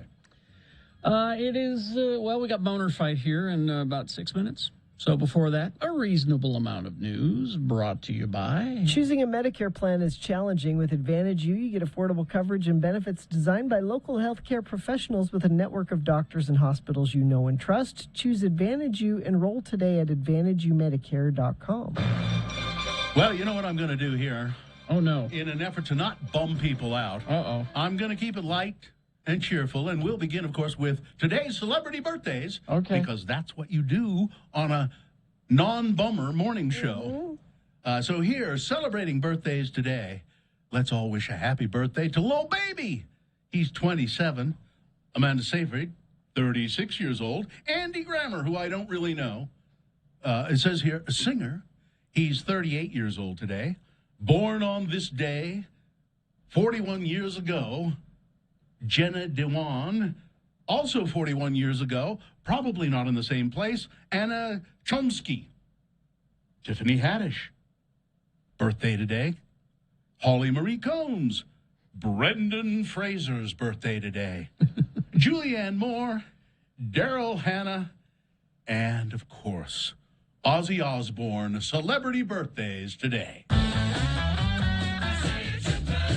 There we go. There's Bill single-handedly saving this morning show. Thank you, Bill. God, please. Happy birthday to you. Happy birthday, dear. Happy birthday to you. No thanks are necessary. Happy birthday to you. Happy birthday. That's a morning show. They're doing celebrity birthdays. They got wacky birthday songs. That's saving this entire company I'm right there. gonna keep it light. That 5 minutes right there. What time are we doing the Friday morning fart song? We haven't. Oh, damn it! We haven't done that yet. I have no farts. No? No. You have no farts to give? Give me a minute. Adele may be rolling in the deep.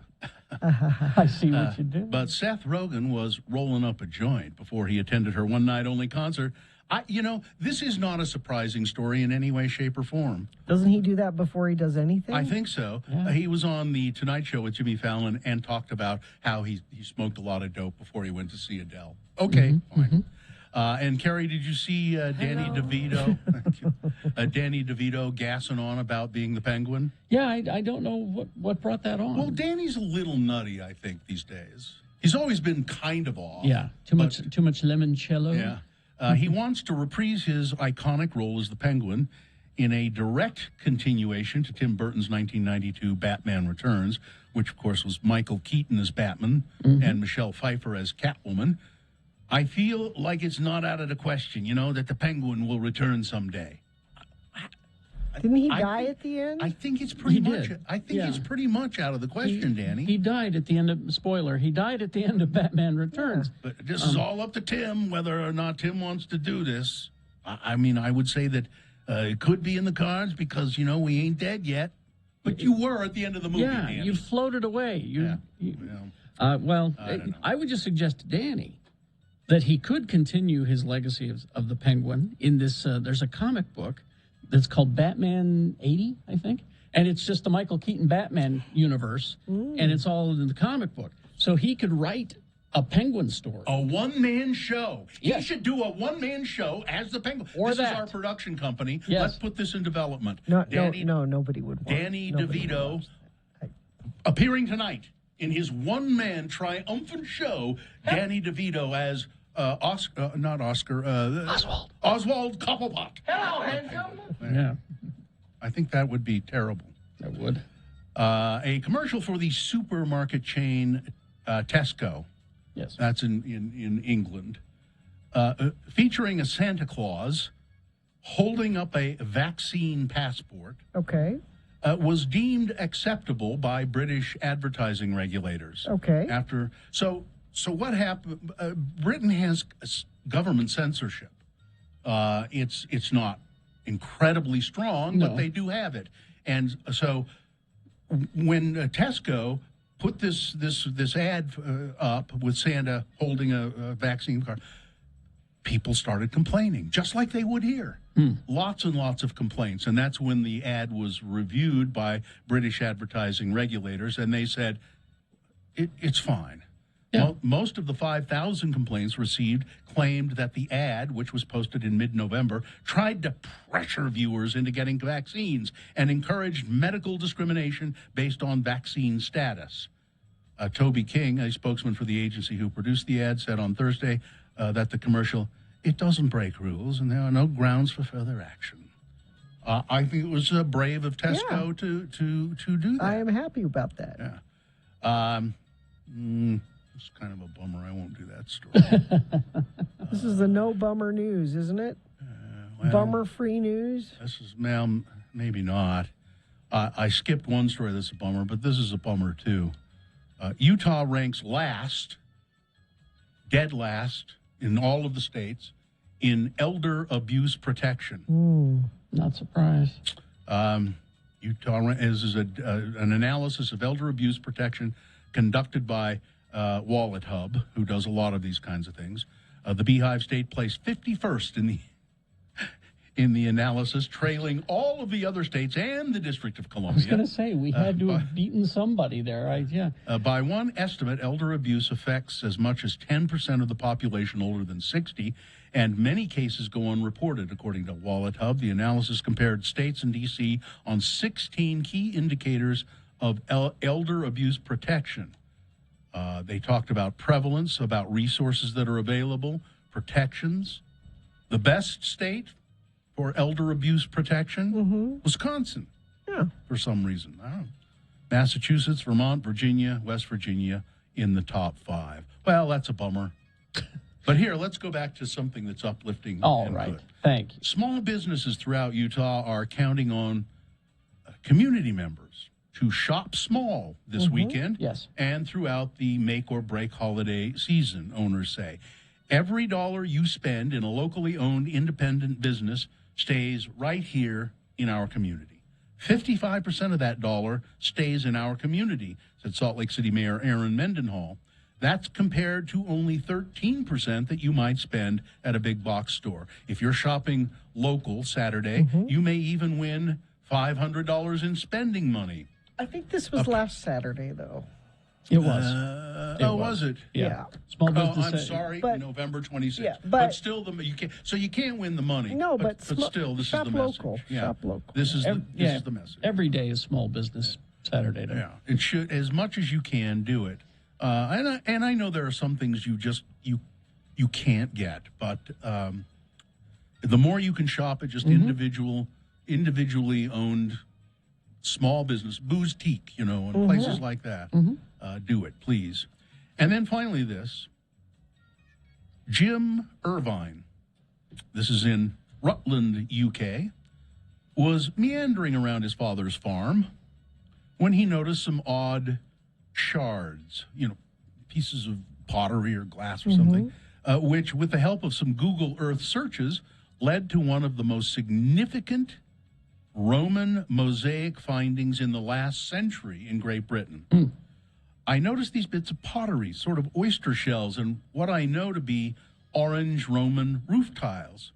Because, many years ago, 1,000 years, the Romans occupied the British Isles because they ruled the world. Yes. I knew that they had no business being there on my father's farm, so when I got home, I had a look at the field on Google Earth and noticed a crop mark that we had never noticed before. He proceeded to consult with local museum, and then they started digging a trench, and they uncovered essentially a 1,700-year-old villa. Wow.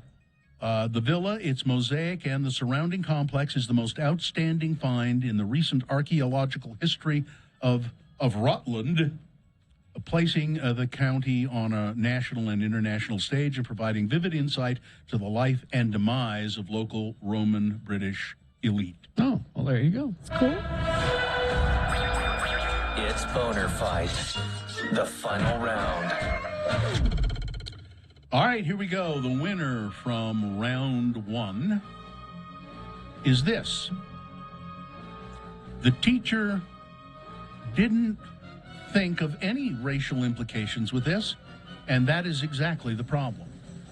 A Utah high school promoting a fundraising jail event, where you put one of your buddies in jail, and then they have to pay a little money to get out, and that money goes to charity. Money goes to charity. Yeah. But they used an image of a black kid behind bars. This was not intentional. This was just not thinking. Yeah. And for some reason not seeing that might be a problem. And it went through the kids, and a teacher approved it. And so I'll leave it to you to decide why they didn't think about it. That's boner candidate number 1. Boner candidate number 2, well, hell, now we're going to have to cut the other one off. A surgeon removing the wrong leg from an elderly patient earlier this year in what the hospital called, I think as an understatement, a tragic mistake, has been fined the equivalent of around $3,000, half of which was suspended. All right. That's number 2. This is Boner of the Day for today, 1 or 2. Remember your candidate number, the one that you think should win. Put that single digit in the message of a text, and then text that to 33986. Or vote online, x96.com. Look for the box that says Boner Fight December 3, 2021, and vote there. You may have to refresh your internet browser in order to see that box because it's fresh. You have until the end of these messages. Oh, less than 4 minutes. Good heavens, you better hurry. This is Boner of the Day.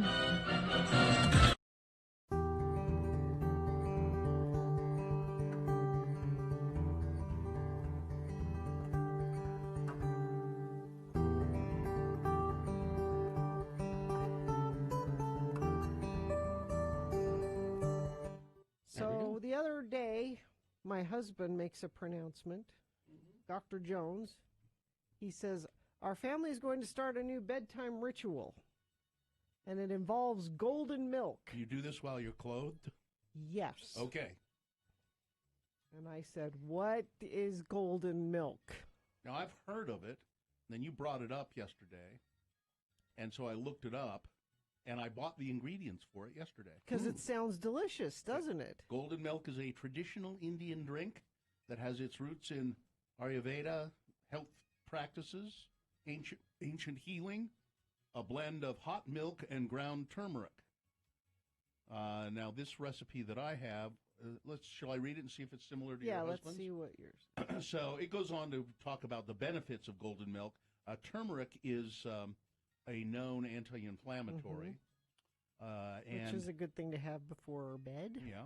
So you take a cup and a half of light coconut milk. Canned is best, but carton works fine, that says. 1.5 cups of unsweetened plain almond milk.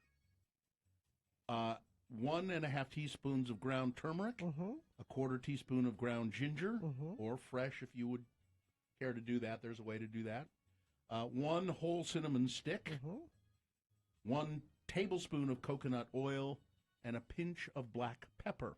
Then sweeten it with anything pretty much you like. It suggests here coconut sugar, stevia, I guess stevia is like non-caloric. Yeah. Right? Or maple syrup, which sounds kind of good to me. We did honey with ours. And then you just put it all together in a pan and heat it up and then drink it. And a twist of black pepper, which sounds kind of weird. No, that's what I read that. Yeah, just on the to finish it on black on the pepper. top. Sounds And good. It's so you've bought it. You haven't made it yet. I bought all the ingredients. I was going to make some last night, but I didn't do it. It was delicious.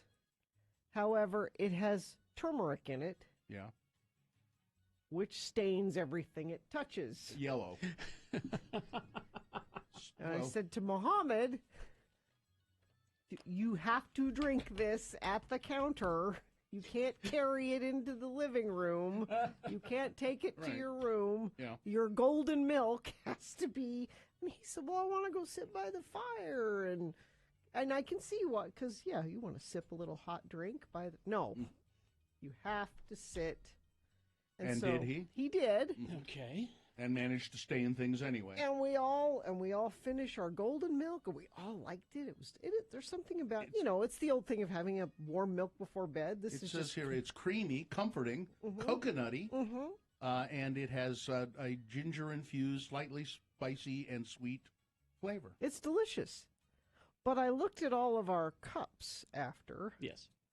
And they were all orange. No, you need to use black cups. And I said to the kids, if this becomes a nightly Jones family tradition, I'm going to have to supervise the drinking of it as well as the teeth brushing after it, because we're all going to end up with orange teeth if we're not careful. Here's what you need to do is make sure you drink it. Use the same cups every time, so it doesn't matter if they're stained. These are our turmeric golden milk. These are the golden milk cups. Yeah, golden milk cups.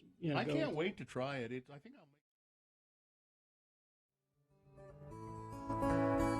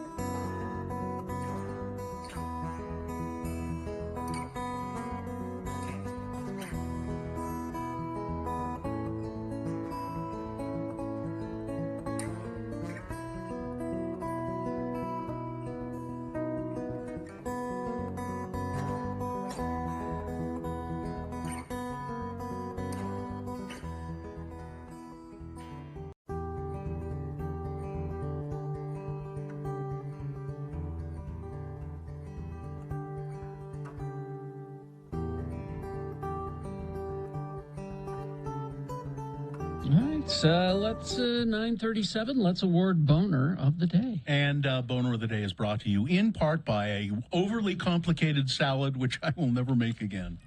And save on skiing at Snow Basin Resort with discounts up to $20 on lift tickets when you buy online. Visit snowbasin.com. Fascinating winner here. Oh, yeah? And it won handily. Boner candidate number one, the teacher really didn't think of any racial implications with this, and that's the problem. Mm-hmm.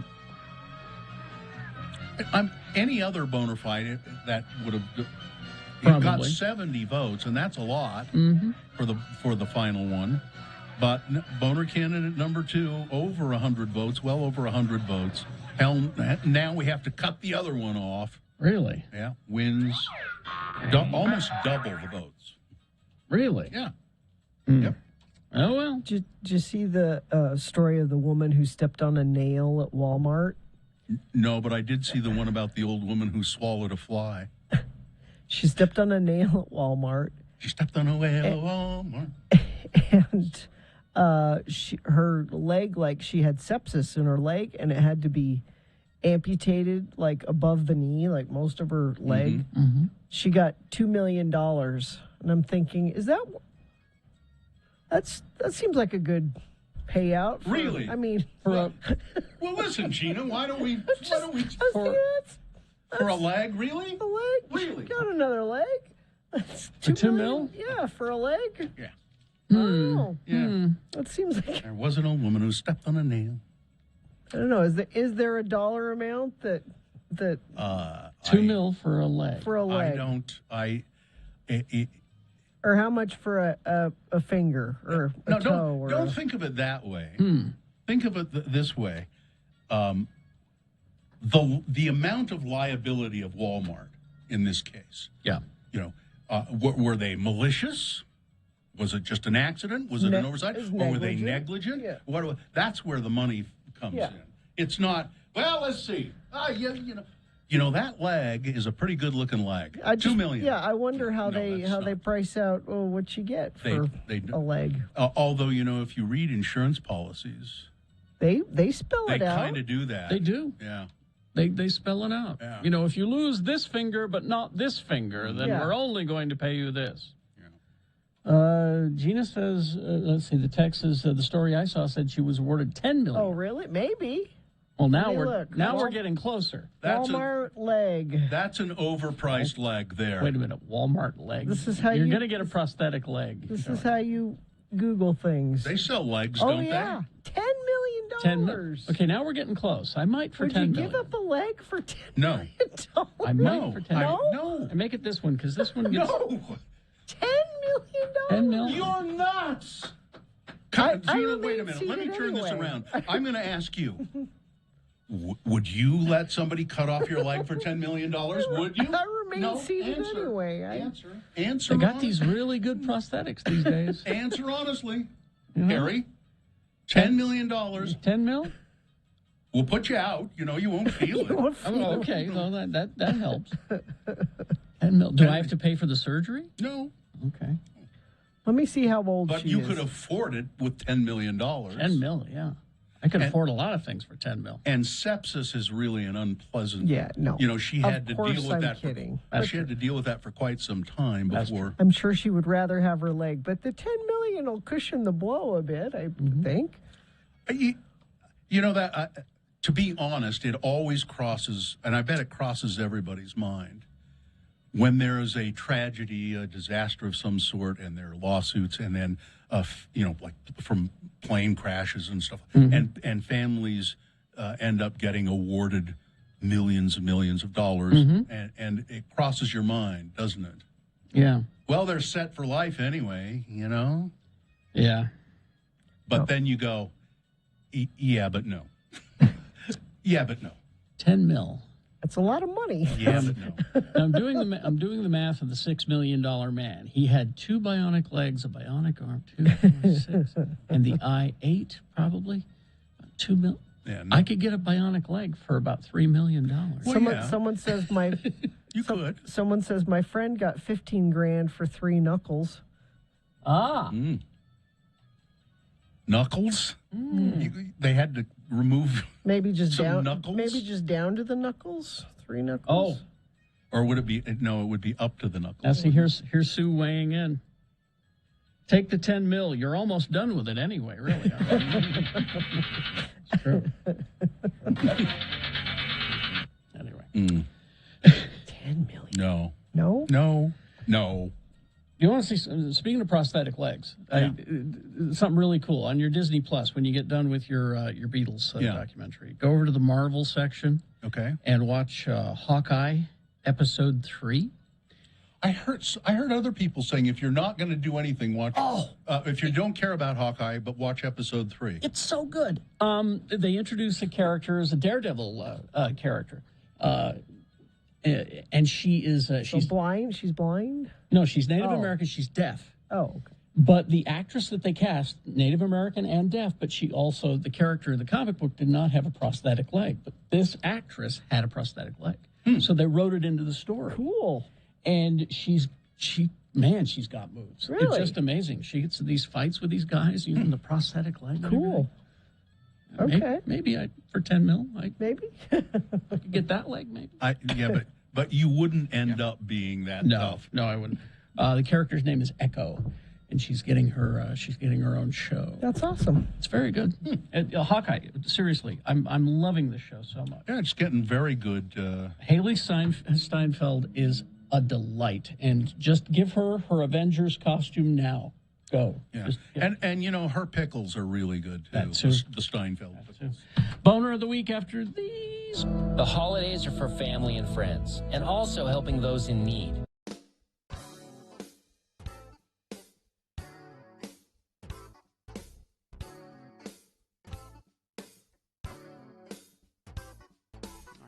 It's time for Radio from Hell corrections. We correct things that we get wrong, or we like to call this feature, Excuse Me. Excuse me. If you go to x96.com/live, you can see Comic Book Guy saying, excuse me, but I don't think that's the case. I'm here to make the proper corrections. All right. God forbid you go throughout life not knowing the right. Correction number 1 I have.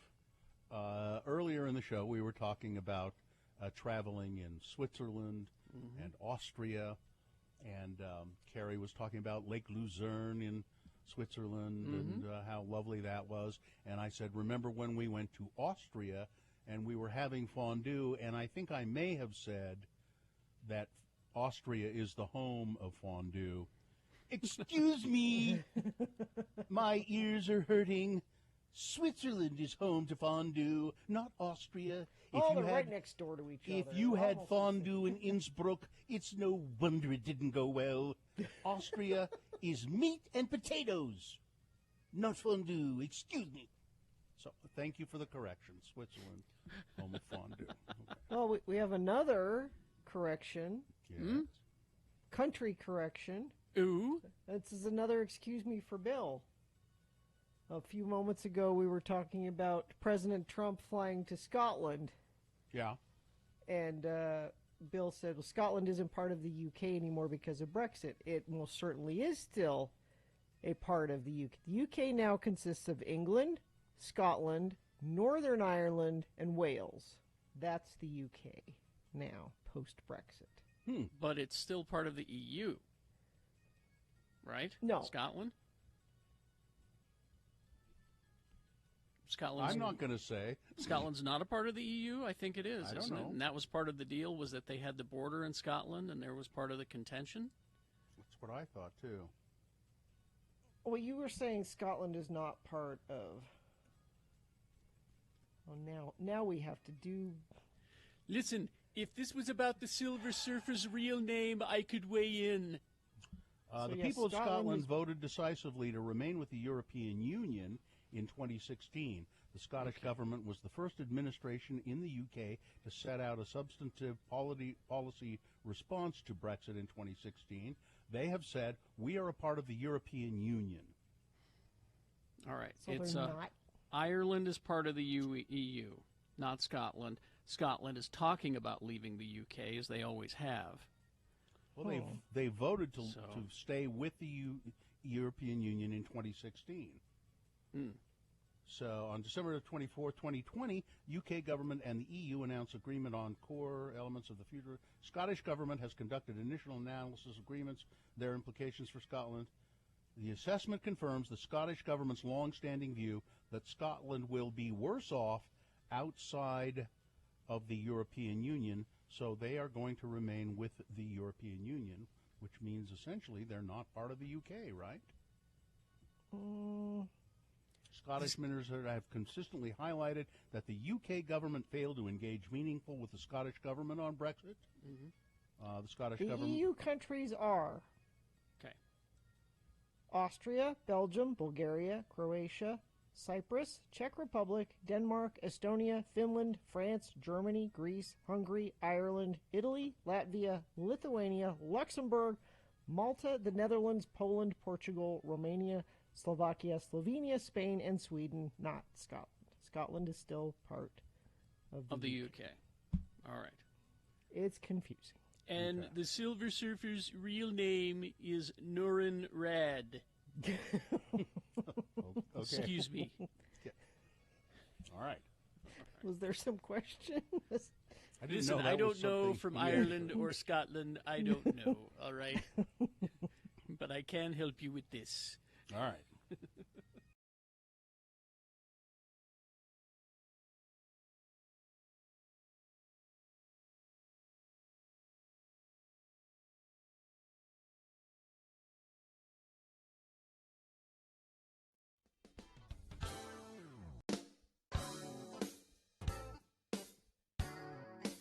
Okay.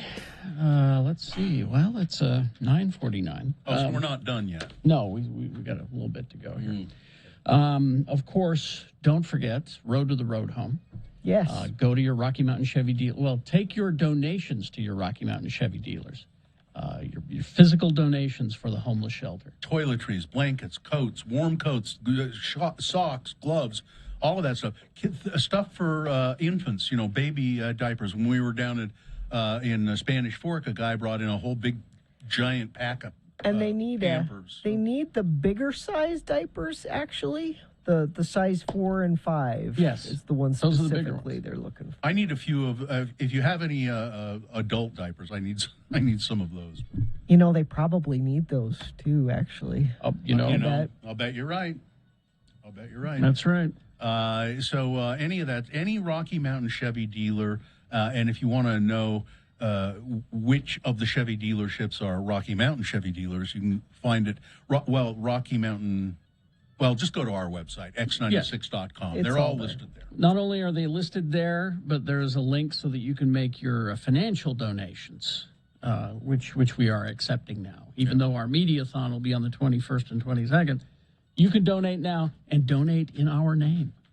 Yeah, we still want credit, of course. Yes. If I can mention this also while we're mentioning things, guess what starts on Monday? What?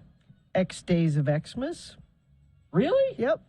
You're going to have a chance to win great gifts from Alpine, Limb Jewelers, Manscaped, Black Velvet Boutique, and Spa Lounge. One lucky person is going to win a grand prize, including prizes from all of them. There's more information at x96.com, but that will be starting on Monday. All right. Well, let's get to Boner of the Week. Dave the Flower Guy is here. Hi, Dave. Hello. Dave spent Thanksgiving up in Wyoming with his Aunt Donna and Uncle, what's his name?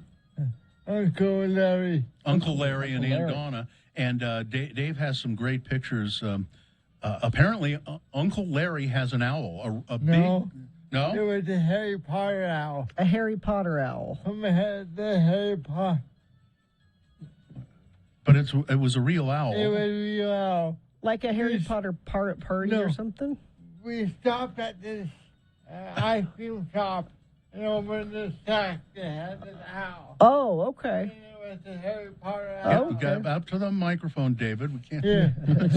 He's very excited. We stopped at this ice cream shop and opened it had this sack in the sack, they had the Harry Potter owl. A place where you could get your picture taken with the owl. Oh, I see. Yeah. I'm still going. I'm just like, what is ice cream and owls and? They had a little picture taken spot. I thought maybe you had the owl for Thanksgiving dinner. No. No. Okay. All right. You ready to do boner of the week? Yeah. All right. Here we go. Boner candidate number 1 from Monday. I'm guessing that the apology wasn't that sincere.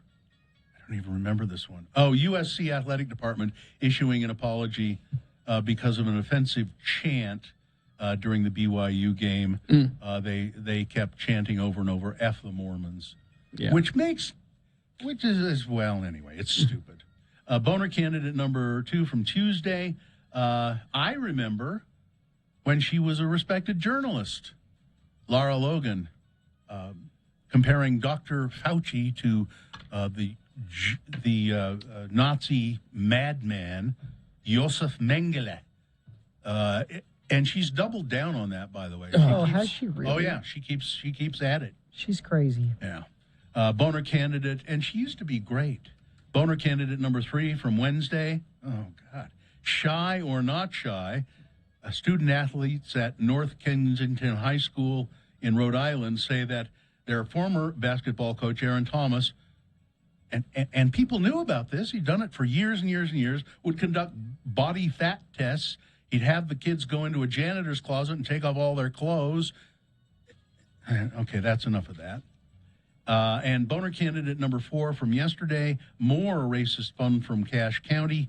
Students at Skyview High School, one of them wearing a KKK outfit at Halloween and another appearing in blackface for the Halloween festivities at Skyview. And boner candidate number 5 from today, well, hell, now we're going to have to cut the other one off. Okay, Dave. Mm-hmm. Don't know which Number one. 3. Number 3. Shy or not shy? Pretty bad. There you go. Yeah. It's boner of the week. That's years of boner behavior right there, so that makes sense. Okay. Dave has spoken. That's your boner of the week. Let's see, 9:55. Did we miss anything? I think we got all business taken care of. Are you sure? I forgot to tell you guys, I started on the 1st. Yeah. You know your Advent calendars that you do this time of year? Yeah. Or different kinds. Mm-hmm. What's yours, Carrie? Got a wine one. So is it a glass of wine every day or 2 glasses? It's one of those small bottles, you know, the small, and you know that's what happens when you go to Costco and in other states. They really had that, a wine advent calendar? Wine advent calendar. Well, I mean, how does it? Is it like big or? It's a box. Yeah. It's about Oh, I see. maybe like Will you 3 feet. Will you tweet out a picture of it later? I'd like to see it. But then they're numbered, you know, and there's you punch a hole in the one and reach into the box, and then there's that wine. So there's 25 different wines in there? Yeah. That's cool. Yeah, but in Wyoming, you can go into the store. Like I said, A regular grocery where they store. treat you like a grown-up. And there's So a whole room. A whole room in the store. So the first day was an Italian Chardonnay. Okay. And I laughed at the name. It's got a rooster on the label. Mm-hmm. And it's called Strut King. Wow. Okay. That must be good. Were you man enough to drink that wine, Jerry? It's a manly Chardonnay. It's the Strut King. It was delicious though. And then there was a red last night. I didn't take a picture of that one. I want a picture of the whole box. Yeah. I want to see the whole box. I think I read that Costco is the largest retailer of alcohol and wine, spirits and wine in the country. I wouldn't be surprised. And all the Kirkland brands are good. Yeah, I've had them. So someday, Utah, you'll grow up. I don't know. I about won't be that. alive to see it. Maybe my kids. But good luck with that. Anyway. Anything else that we need to address? I think we're good. Right? You know, there's going to be starting on Amazon the new Jack Reacher show series. Jack Reacher. Who's playing Jack Reacher? Somebody you've never heard of. Oh, okay. Well, it's bound to be a hit then. Alan Richson. Yeah, that's not going to work. There you go. Cast a name or don't, because you got Tom Cruise doing He did Jack one Reacher. Jack Reacher or something. Yeah. Maybe. Yeah. All Okay, I think we're good. Okay. Live long and prosper, bitches. Don't you know who I am? Utah by 5. Trust me. Oh, because of the game. Yeah, it's the thing tonight. Corey is next.